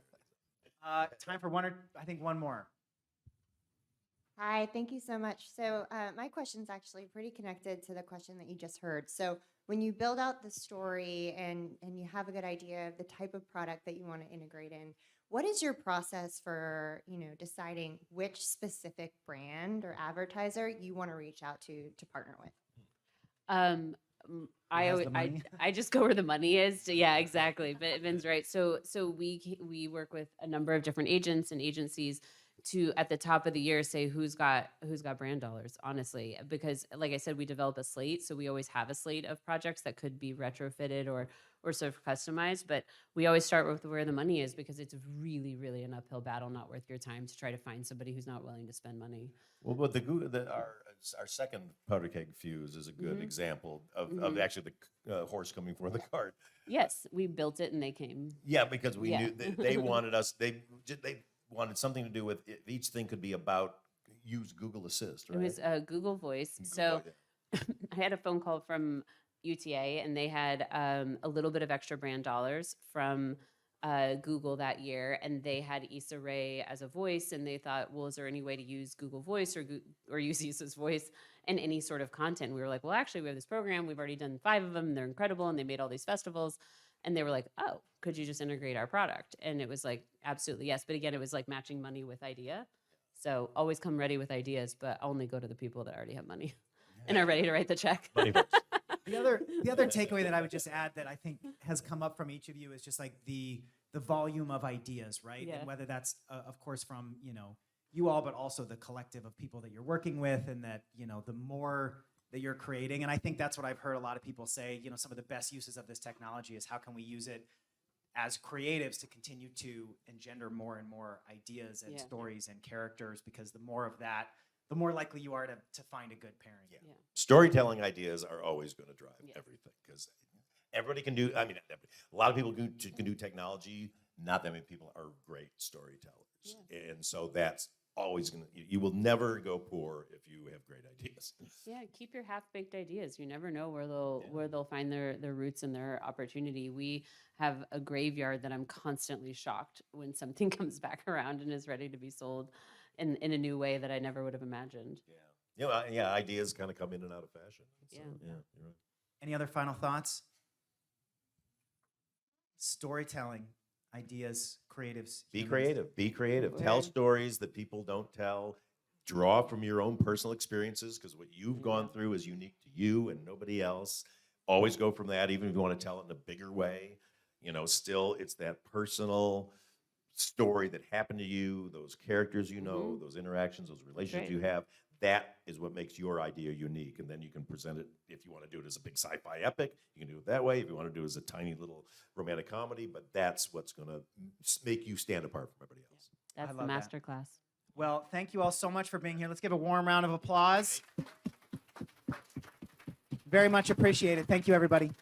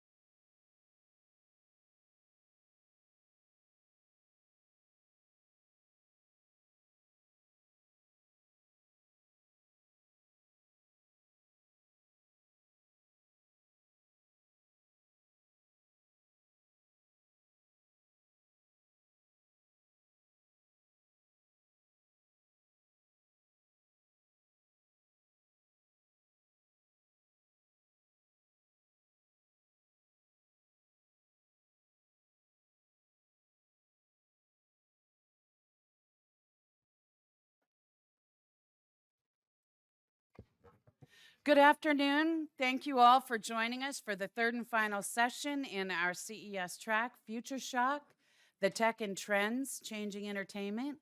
I am pleased to present to you the moderator of our next panel on the Metaverse. Duncan Crabtree Ireland is the National Executive Director and Chief Negotiator for SAG-AFTRA, in which role he leads and oversees our negotiations on every contract, most pertinently with the major studios and networks on the entertainment contracts for movies, television, digital, etc. Also on our music contracts with the recording industry and across the commercials and digital landscape. Duncan has also been the driving force behind the union's focus on technology over the last decade and is one of the singular reasons that SAG-AFTRA was named to Fast Company's World's Most Innovative Companies list last year, number 7 in the entertainment industry, the first union ever to appear on that list. And with that, I give you Duncan Crabtree Ireland.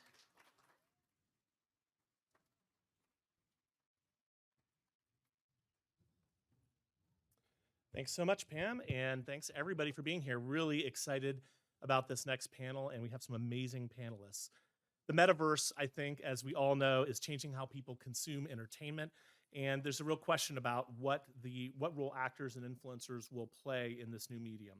So I want to say, so we're all asking ourselves, what exactly is the metaverse? Of course, that's a great question. I can say from being here at CES last year, there's a lot of different answers to that question. Some people view it very differently. But one thing we can all agree on is the metaverse is evolving as we speak. And it's indisputable that the metaverse has the potential to revolutionize how we communicate with each other and how we interact with our entertainment in the digital realm that promises to blur the line between reality and virtual reality. So this new world holds tremendous opportunities for the entertainment industry, but what about creative artists, especially actors, entertainers, and influencers? Is there a place for them in the metaverse? If so, what will it look like? The truth is, nobody is exactly sure about that, but there are experts and visionaries on this very subject who have a pretty clear idea of what's in store for artists and entertainers as they enter the metaverse, and we've enlisted some of them for our panel today to help us better understand and talk about this exciting new world and the critical role actors and influencers are going to play in it. So without further ado, I'm going to introduce our panelists, and if they'd come up and take their seats as I introduce them. First of all, Solo Cisse is the CEO and co-founder of Galaxy, an open social marketplace designed and built by creators for creators. Yep. Solo's success in raising over $33.5 million in private funding for Galaxy has everyone in the entertainment industry buzzing, with Variety naming him one of Hollywood's new leaders of 2022. So welcome, Solo. Next is Charles Okochu. Charles is Senior Business Development Manager at a small company you might have heard of called Amazon. Amazon managed blockchain at Amazon Web Services. Please welcome Charles. His experience and passion for technology and financial services, blockchain, and digital assets are helping to pave the way toward a more secure online experience. Next, we have SAG-AFTRA's own Shane Griffin, who is a longtime labor and community organizer and is SAG-AFTRA's manager of contract strategic initiatives. She's an instrumental component, yes, of overall commercial and influencer talent strategy for the union and has focused on the intersection of influencers and advertisers, specializing in how both are navigating new and emerging platforms. She was also instrumental in the development of our landmark influencer agreement. And finally, Boo Wong. Please welcome Boo Wong, who is Director of Live Entertainment at Unity. She is an accomplished inventor.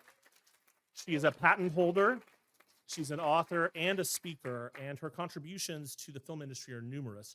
Most notable is the creation of the real-time AR reflection lighting production tool Mill Cyclops, which she helped invent at the real-time and interactive business she co-founded, Mill Experience. So welcome to all of you. So glad to be here with you. And I'm going to start it off with a question, and then I'm going to join you in a second while we're answering that. So let's just start off on a very light note that I hinted at in the intro. What is the metaverse anyway? I know it's hard to define in the general lexicon. It's hard to nail down, but I think maybe we can ask each of our panelists to dig in a little bit into that question. So Boo, why don't we start with you on that? Hello, hello. There we go. I was hoping that all the way down in this end of the line, it wouldn't be the first person to answer this question, but I think we all have about 3 hours right now to talk about what the metaverse is. So great. But I think in a summary, I think we're all developing this right now. It is an evolving space. It's not set. If anybody says the metaverse is dead, they don't realize it's not really born yet. It's being created. So I think we're, as kind of pioneers in this space, we're developing it. So in many ways, we're helping to define it. I think that the most common way people think about it is that it's a kind of an interactive 3D social space that also will have utility, will have entertainment, will have games, and that it is a space that is contextually and spatially aware as well. So right now we think about it as perhaps it's VR only, you're only in a headset, and now you're in the metaverse. Welcome, Ready Player One. But I think that it's really going to launch once AR really kicks in. And then we're really going to be able to have these digital layers in our life that is pervasive. Shane, do you want to comment on what the metaverse is from the union perspective? Yes, I will try. That sounds great. Well, I definitely agree with everything Boo said. I would add also that my understanding of the metaverse is right now a collection of virtual spaces that are very immersive and experiential, that integrate some component of artificial intelligence, augmented reality, virtual reality, mixed reality, but at its core are meant to bring people together, bring community together, and build connectivity. And so, as it pertains to SAG-AFTRA, we're going to see a lot of ways that the metaverse engages people, entertainment, but also work, and just fostering that sense of camaraderie among humans that might not be able to sit next to each other. So. Awesome. Charles, I think you have a perspective on this issue too. Yes. So from our perspective at AWS, we look at the metaverse as a combination of virtual reality, mixed reality, or augmented reality, which can be accessible through either a phone or a virtual reality headset, and allows people to interact with each other or share experiences with each other over distance, using the internet. And from our perspective, the metaverse, it can be broken up into 7 layers. So there's 7 layers that make up the metaverse. The first layer is the infrastructure layer, which is where AWS plays. We're one of the largest cloud service providers, so people run a lot of their metaverse applications on our compute platforms. And on top of that layer is what you would call the human interface layer, which is the virtual reality headsets that you see. And that's kind of, for most people, when you talk about metaverse, that's the first thing they think about, virtual reality. And then above that layer is the decentralization layer, which is what you call the ownership layer. That's the layer that you have, your ownership of the assets or objects that are being created in the metaverse. And most of the time, at least more recently, it's built on top of blockchains, which allow you to, create tokenization of physical and virtual assets in that space, and allows you to claim ownership or prove that you own those specific assets in the metaverse. Then after that, after the decentralization layer, you also have what I call the spatial computing layer, which is the layer that allows you to validate where you are within that virtual world. So you also can include things like geospatial mapping, like GPS. And so when you're interacting or moving inside of the metaverse, you have a sense of where you are. And then on top of that, the next layer, we're almost there. We're 7 layers, so I'm at the 4th layer now. So just bear with me, okay? Just want to make sure everybody has a good understanding of, and then so on top of that layer is what you would call the creator economy layer. So that's kind of where you have, because you have to allow people to be able to create tools. You have tools to create objects or create experiences on top of, the platform that's been built so far. So in the Web 2 world, you had, web frameworks like, JavaScript frameworks, and so tools are being built on top of that to allow you, who's interacting, to build your own experiences. And then on top of that layer, we have what's the name of that layer again? The discovery layer. So within the discovery layer, you're talking about things like search, ad networks. Those, because in the Web 2 world, the world we live in right now, you have search engines like Google. But in the metaverse, you need to be able to discover where to find games. You need some sort of directory to figure out where to find, virtual reality movies or games or esports. So having that discovery layer, one for searching for information, and then also to inform you, almost like a marketing, when new experiences or new platforms are being built. And then on top of that, the final layer is the experience layer. So you can decide exactly what you want to watch, whether you want to watch a 3D or virtual reality movie like Avatar, which you just saw recently, or you want to engage in esports and engage with the rest of the metaverse. So that kind of makes up, that's the entire how we define metaverse. And that was longer than 2 minutes, but I hope it helps. No, I mean, I think that 7-layer burrito explanation is definitely, it's good. It's a good one for us. Stella, do you want to add anything to that? I mean, I think I now know what the metaverse is. Well, that puts you ahead of about 50% of the people in the exhibit hall, so that's good. But yeah, no, I think the most important thing, that was just said right now is the idea of how important Web3 technologies are in making the metaverse something that can scale practically and something that can be usable, right? Like when you think about the traditional internet and being able to just interact and like the idea of version 1 of the internet was read, and version 2 is interact with, and the third is ownership. I think the idea of blockchain technologies makes this a lot more practical and allows these technologies to scale. And so I think the biggest misconception that everyone here is, and I appreciate everyone for coming because obviously, Web3 is pretty synonymous with the metaverse and it probably shouldn't be. But obviously it's been a crazy time in our space. So you brave souls who've decided to come out and learn more about this stuff is super important. But lastly, I think it's important to note that the metaverse is something that has been around for a long period of time, and the basis between the value we put on things in the physical world and the digital world has continued to compress for many, many decades. And blockchain technologies evolved as that next sort of step to compressing that even tighter, but making these technologies more real and more usable in our everyday lives. And how does that relate to what Galaxy is doing? I mean, it's been described as an open social marketplace by and for creators. And it seems like it approaches the metaverse as a creative space. How does that, how does that fit into the broader advent of the metaverse and the sort of the reshaping of the metaverse and the sharing of ideas? Yeah, absolutely. I think the world doesn't get to a decentralized world or like a metaverse world in a day. I think it's something that's going to be a long process. And so us as a company long term, we very much so resonate with those ideals and those core principles that made blockchain such an important technology within our generation.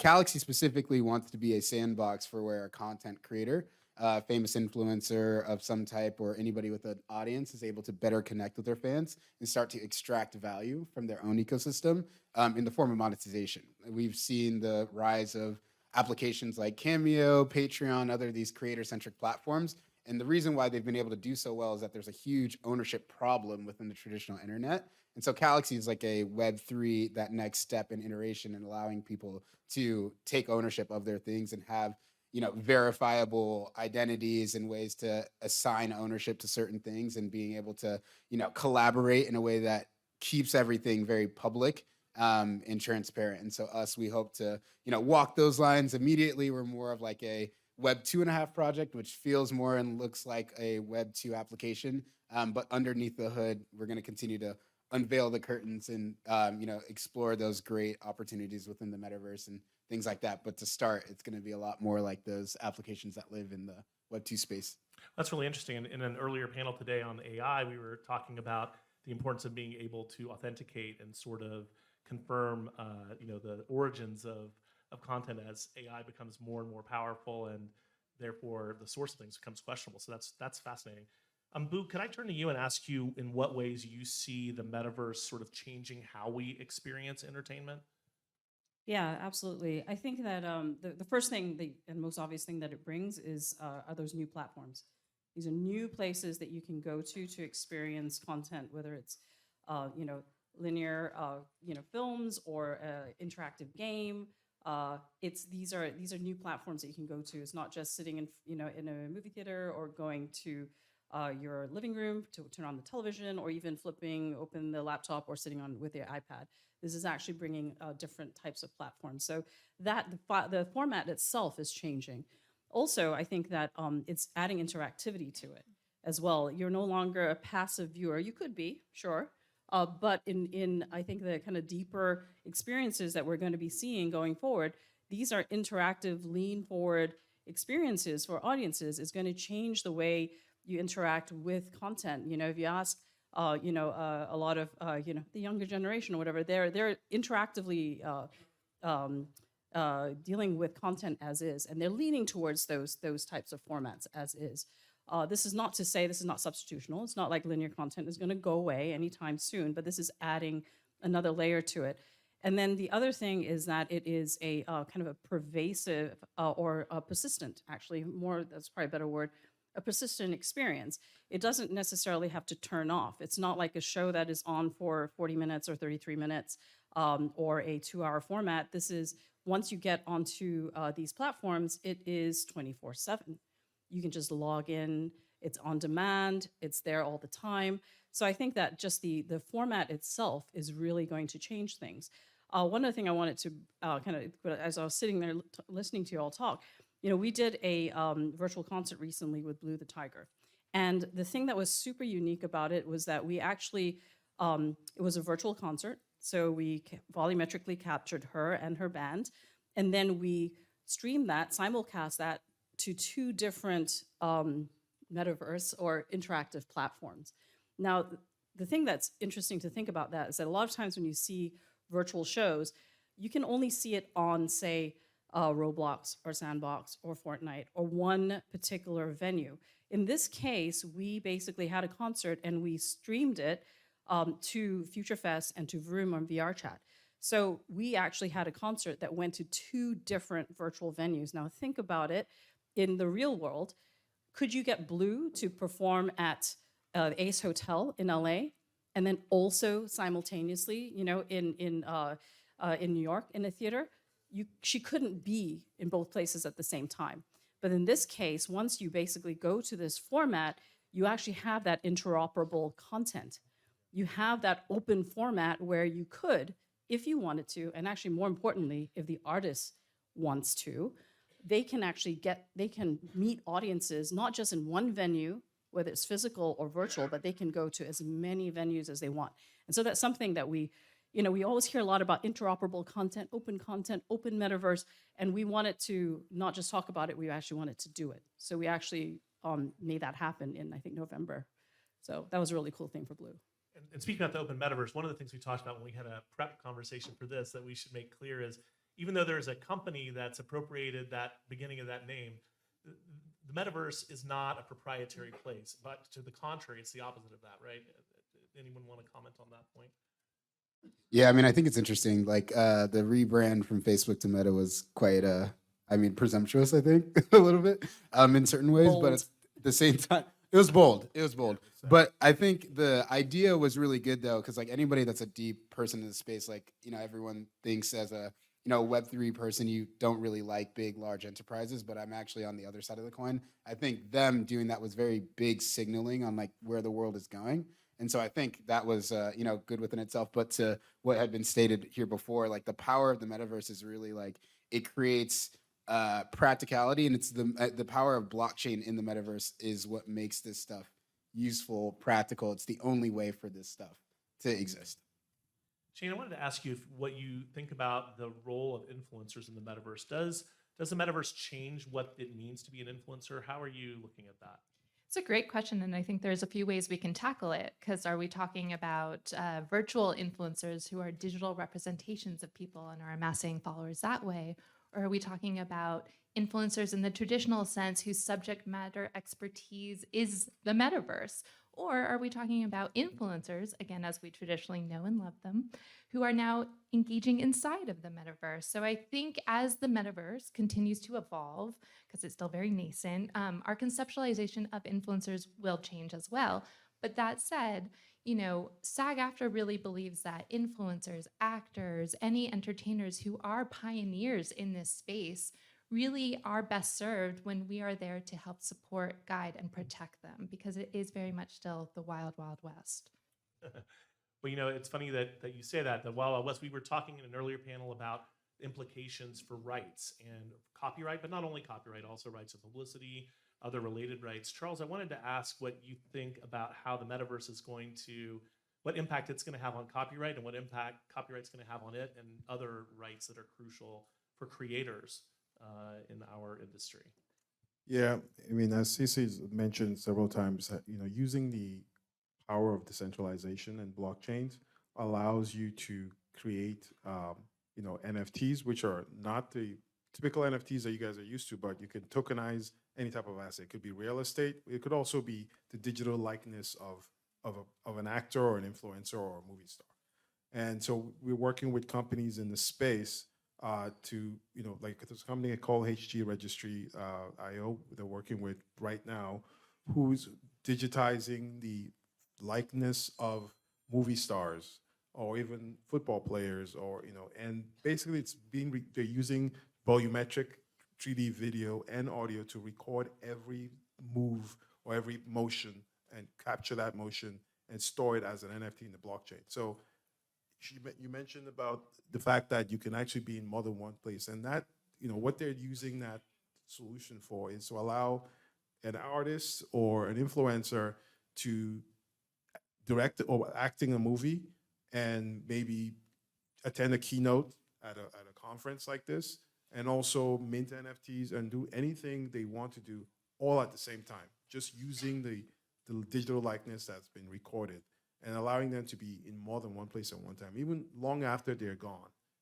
they can still, their beneficiaries, or, you know, their who will inherit those rights will continue to be able to monetize those assets on an ongoing basis. So it's a very, very powerful platform. And that's kind of where copyrights kind of comes into play, because you also have to ensure that the underlying asset itself, you know, you don't just assume that because you mint an NFT for the asset, you're already taking care of your copyright.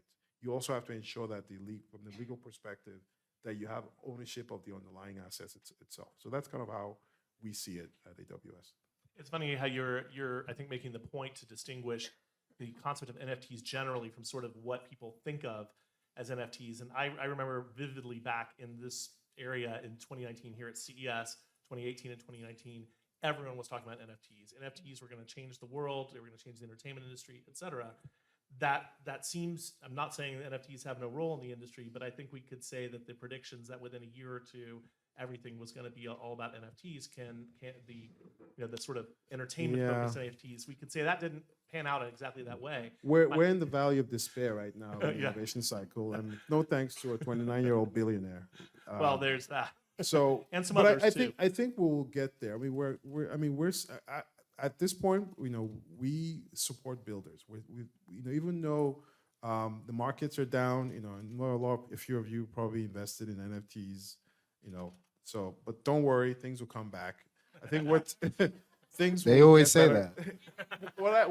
What I can say is this: I talk to different companies, builders across the globe, and when you look at the number of smart contracts that are being developed and the number of ideas that I hear on a daily basis, and this we're not talking about just virtual assets. We're talking about physical assets like copyrights or even real estate, or any type of asset that you can think of right now that requires contracts, they're all being digitized.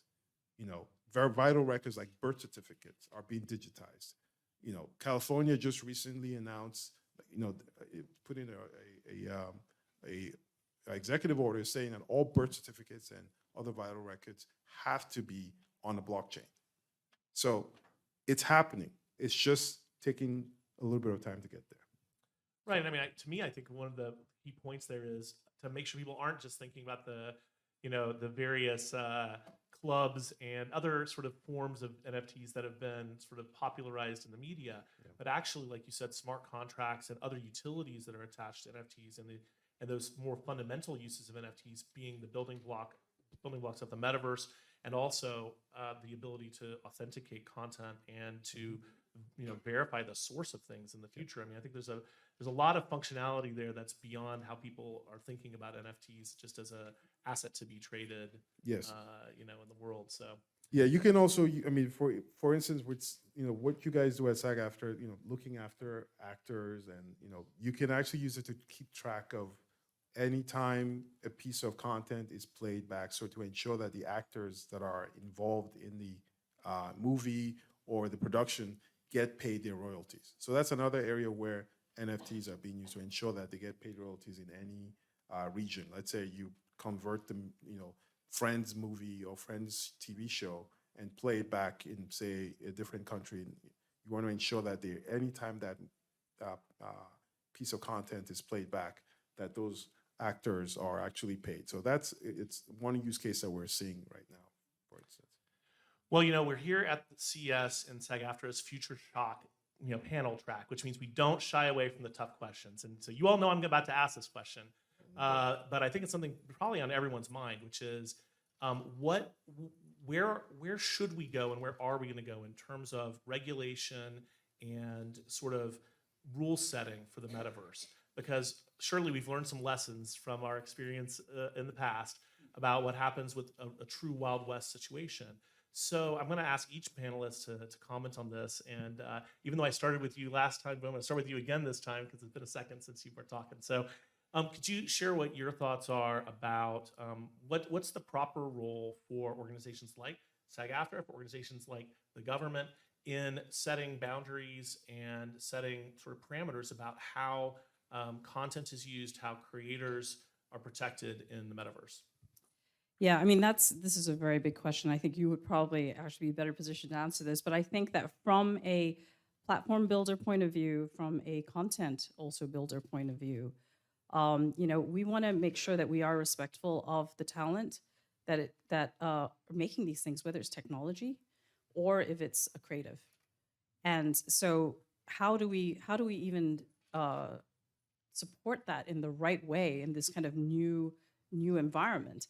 I mean, we're seeing things right now, when you look at, image generation, like with through AI with Midjourney, or yeah, it's really, it's amazing. It's incredible what is going to be possible, but the how we manage it is really still up in the air. I do think that it is important to figure out how to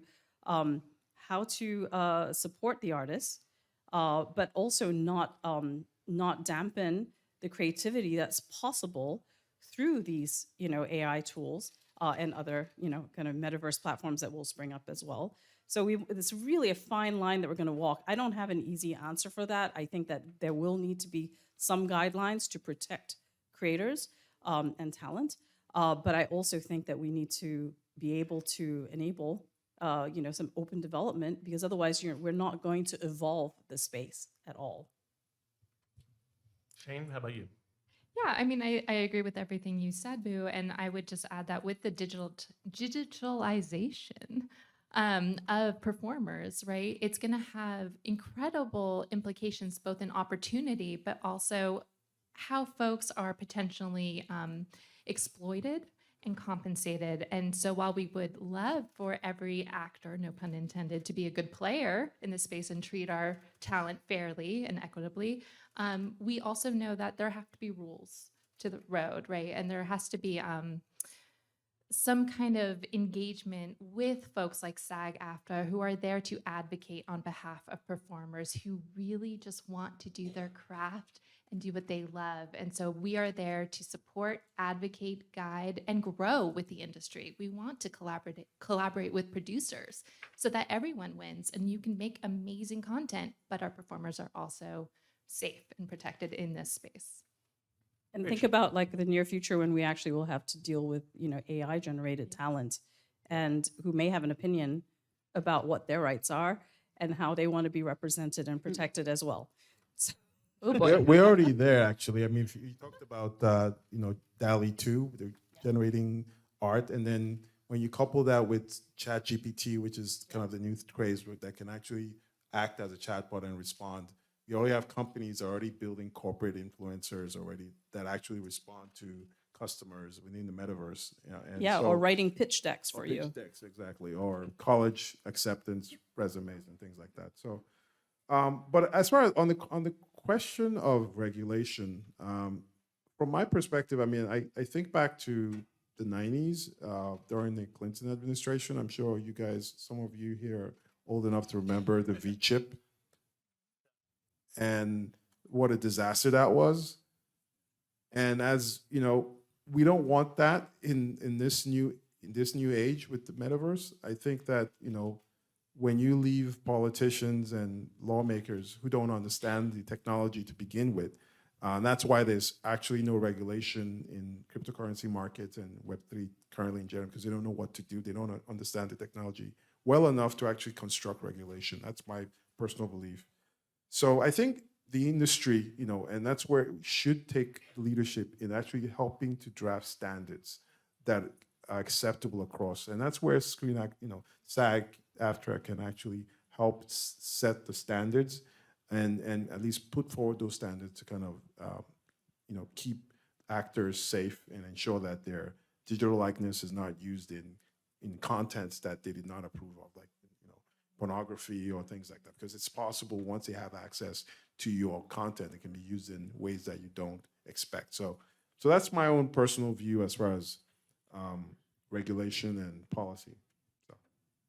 So I would say, yeah, I've been a little bit quiet, but I have some thoughts. So I think when you think about the core ethos of blockchain technologies and like what you might hear, all the FUD that you read about or hear about on the internet about how cryptocurrencies or decentralized technologies are all Ponzi schemes, they don't have a value. It's because we, especially in the developed world, don't see the benefits of truly decentralized technologies and how much more trust you can have in technologies if they aren't able to be manipulated by one person or one party, right? And so I think when you think about the government doing exactly that, which is one setting the standards about some things that they may not, one, know enough about, or also have incentives to try and manipulate a certain way for their own personal gain, I think that's where I would be an advocate for there to be more so entities and parties like SAG-AFTRA or like shepherds, if you will, of people from the community to mobilize the entire group of people and have it be reflective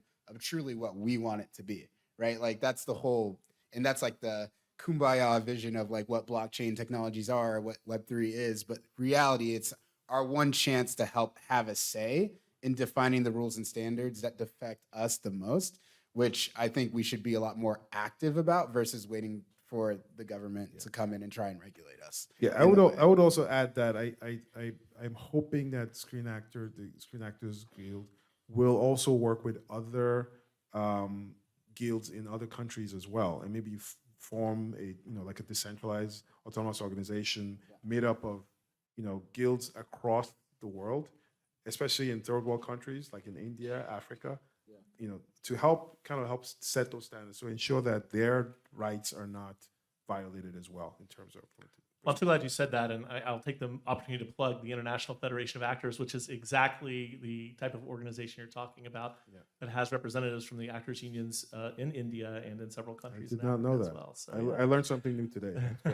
but I think the points you've made are excellent, and I guess what I would just add is what history has taught us is this industry needs to work together. And when I say this industry, I don't mean only the entertainment industry, I mean the technology industry. Everyone who's got an interest in the metaverse needs to work together to come up with an agreed framework for protection of people's rights, their image and likeness, copyright, content, et cetera. Because if we don't, that's when things happen that people don't like government, extreme behaviors occurring that cause governments to feel like they have to get involved. And perhaps people who may not have as much of a nuanced perspective on how all of this works start making mandatory rules and things like that. So hopefully we can all work together to help avoid that. I think we've moved into the point where it's time to take some questions from the audience, do some question and answer. So excited to hear what people in the audience might want to ask or comment on. And so I think I'm just looking for hands, and I think there's a mic out there somewhere which we'll go to. The first hand I see is this woman right up here in the third row center. It looks like Pam's got one right behind you. On the other aisle, though. There we go. Thank you, Gabrielle. By the way, no questions By the around. way, no Bitcoin or Ethereum questions, please. I don't know the price. And by the way, No let me just say, speculation. our microphone, the person who is handing you the microphone happens to be the president of the International Federation of Actors, Gabrielle Carteras. So I just think that's marvelous. So. Thank you. My question is actually for Charles. The first part of the question is, how do I know you're really here and not in room 8? And this is not a digital version. But with that in mind, honestly, the ethics for me as a consumer of entertainment, I would be concerned that, for example, if I paid $300 to watch Bruno Mars in concert, and I found out that Bruno Mars was actually in New York in concert in Rio, and I was paying to watch a digital version of him, although I may have thoroughly enjoyed it, I wouldn't have wanted to pay more than maybe $25 for that. And so what is the ethics and how will that be handled in terms of making sure the consumers are aware of what's real and what is digital and what our rights are related to that? Okay. To answer the first question, sometimes I'm not even sure I'm here. It's been a long day. But I guess you raise a very important ethical question around, you as a consumer, you as a customer, you want the real thing. You want to have the real person. You want to feel, Bruno Mars on the stage sweating and have drops of sweat drop on you while you're watching. I like that too, by the way. So I think the point is it could democratize it to ensure that you maybe don't necessarily have to pay the whole thing. So just like when you go to watch Bruno Mars, he's in residence right now. So when you have seats up at the front, you pay extra for those seats, right? And then as you go further back into the bleachers, you pay less and less. So maybe what would happen is, the pricing mechanism would be such that if you're watching a digital likeness of him, it's probably going to be much cheaper. But you could pay for virtual front row seats that are maybe less expensive than being there in person. I think that's, the market will dictate that. But I hope that answers your question. It's a fascinating question. Actually, in a previous panel, we talked about ABBA Voyage, which some of you may be familiar with, which is an entirely holographic in-person concert in London of ABBA. For those who are too young to know who that is, I can't help you. But the bottom line, but the bottom line is, there's people go and they spend concert ticket prices to go to a virtual concert with holographic ABBA and real life other performers, I should say.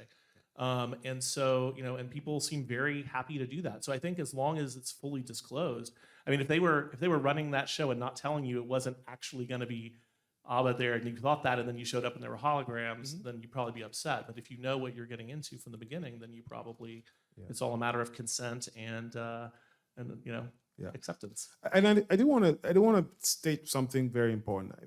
In about 50 years, that method of interacting or watching concerts will be the dominant form. So it's very important to keep that in mind. And imagine if long after he's gone, if he's no longer here, you could still watch a concert of him, maybe with songs that he never released before he died. So I'm also hoping that at some point we figure out how to get off this planet and go to the moon or other places. You will be watching content on the moon via virtual reality, not in person. And that will be the bulk of the human race watches content. So just keep that in mind. And I think if I can add one thing to that real quick, which is that, even today, this virtual performances are not substitutional for the real thing, as long as we disclose properly, of course. But, when you think about how many of us are lucky enough to be in the catchment area where we can actually go see a live show, we may be within a 30-minute, drive or train ride, or even 2 hours of a special show. I'm going to go drive into the city and do that. There are billions of people who will never be in a catchment area to see a play or a comedian or a musical or any concert. They will never be near that.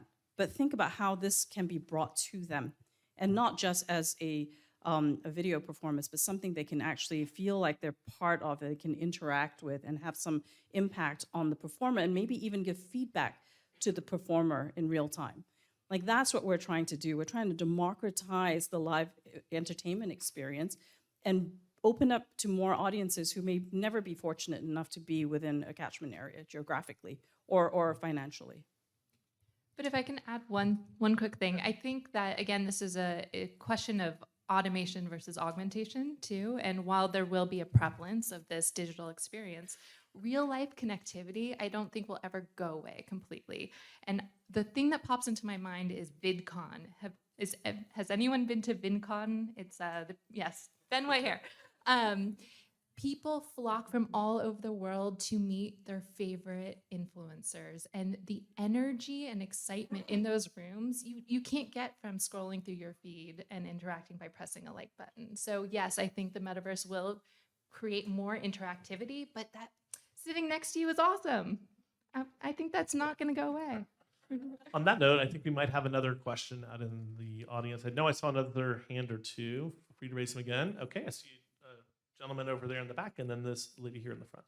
Also, I was going to say, you know, if you want that feeling of Bruno Mars's sweat, we'll be able to probably put that into the... There's a technology for that. It's actually coming out soon. Thank you very much. Good question. What do you think the trajectory of Metaverse evolution will be? It will be a community, or it will be a place where human beings are interacting with each other in a VR format, or it would rather be a community of NPCs powered by AI, communicating and interacting with each other, also based on a human-generated content. It's NPC world or human world in a VR format? What's your vision? I mean, I would say from my perspective, that's a very hard question to kind of pinpoint. I would say the short answer is it's hard to say.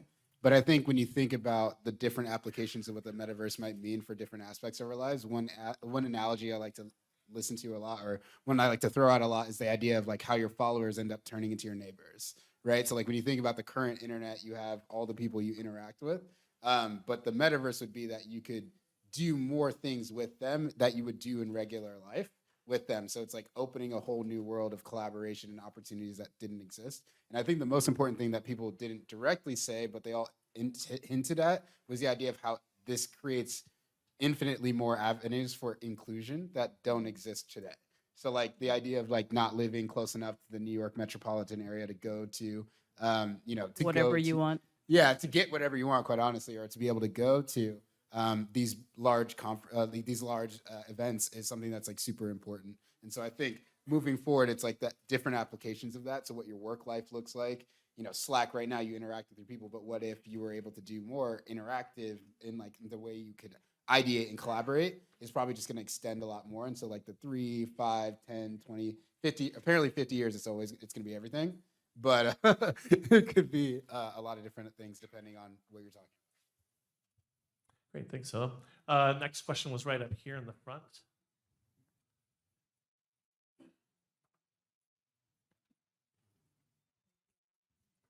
Okay, this is like, I've been to a few panels, and this is the first one that's having a Q&A. And in these sessions, I am an actor and a filmmaker. And I also am a spiritual healer. I started a business as a life coach. And I'm here because I'm listening to everything, and I know it's about tech and the future of things. And I'm so curious to the consideration of mental health and where that is put in place with the thoughts of our future, because so many people are suffering right now, especially with the new trends of technology. And I just don't feel that that is really being addressed, because listening to everybody speak, I'm also thinking about all the people in my own personal life that I know that are suffering a lot with so many different things, from the children to adults, and then also just seeing, I'm sorry to bring the conversation so down, but this is a concern of mine, of where our world is headed with, you know, and I'm just hearing all these great things, but with this digital world and sensitive people like myself, like I wish I could be like an influencer, you know, but I'm so sensitive to it. And I'm just like, this world is like feeling like it's just not addressing that aspect of people who are, there's lots of sensitive people, but, and things are happening. Lots of influencers have taken their lives, and that stuff isn't being talked about. So if any one of you guys could just talk about your thoughts on how even be like the regulations and considering mental health and where things are headed. Yeah, I would say that that's a great question. I think there's multiple avenues for that. So I appreciate you bringing that up because no one ever does talk about this. But me specifically being a builder for creators and influencers trying to reinstill equity into their system, I'd say one thing is that, a free market is a lot better in the sense that it allows people to extract the value they create. And so I think one of the biggest friction points that we see is that content creators don't get rewarded adequately for what they contribute or what they create. And so I think one of the biggest strains that I see just dealing with a lot of people within the entertainment industry comes from burnout. And why do people get burned out? Well, they have to continue working because they're getting paid pennies on the dollar for what their content's truly worth.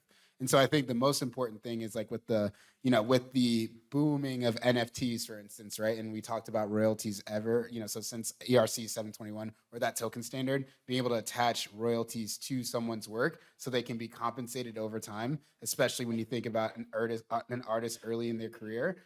Their work is probably not going to be priced as much as it is, 20 years from now, but they don't capture any of that upside when that art is worth 20x what it was when they created it.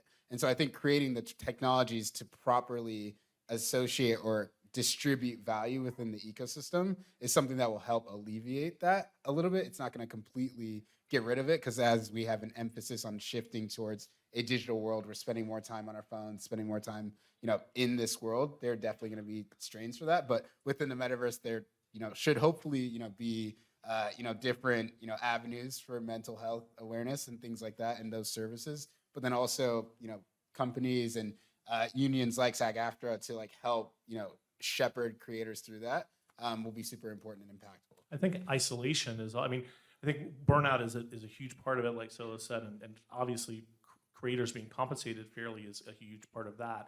There's also the risk of isolation. And I think one of the things we all recognize is that how you perceive, if you take influencers as an example, how you perceive their lives and how their lives may actually be are different because just like any content creator, there is content creation going on there that is not necessarily reflecting the full reality of somebody's life. And I think that can contribute to isolation. But I was going to ask Shane if she might comment. I think that one of the roles that SAG-AFTRA plays is creating a community of influencers and a place where people who understand what that experience is like can connect with each other and help alleviate some of that isolation, as well as other resources in the industry. But I don't know, Shane, if you agree with that or if you have a different take on it. No, I appreciate the opportunity to speak about that because, I think that is a topic that is very near and dear to my heart. I have a master's in social work, so I love it. But one of the most exciting things about the influencer agreement, the SAG-AFTRA influencer agreement, as well as all of our contracts, is it gives creatives an opportunity to qualify for health insurance so that they can access mental health resources as well, which when we were speaking to the influencer community in particular was a huge motivation for joining our community of professional performers because they are churning out content, they are in the public eye, they are getting feedback, not always very positive, and that wears on them. So to give them an outlet and a community in which they can find support and services has been one of the most incredible things. Great, thanks. If I might add to that, I think, again, over the last 3 years, we've been through COVID, and, that's how actually increased the isolation that a lot of people felt. It led to, people losing their loved ones, and it also broke a lot of social bonds over the last 2-3 years. And I think we're all going through that.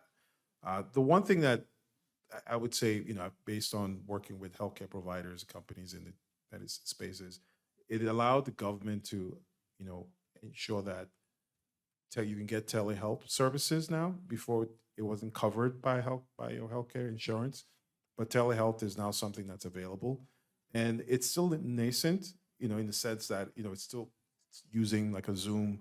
But I am assuming that this is where the metaverse can help. Then you can actually get access to telehealth services over the metaverse, talking to actual doctors. So that could be a way to help alleviate that. So as well, I hope that answers your question. Well, that's what we specialize in start, because if you don't start, you'll never get there, right? Do we have time for one more question or no? I'm just looking at the. Okay, it has to be a very quick one. So only raise your hand if it's a quick question.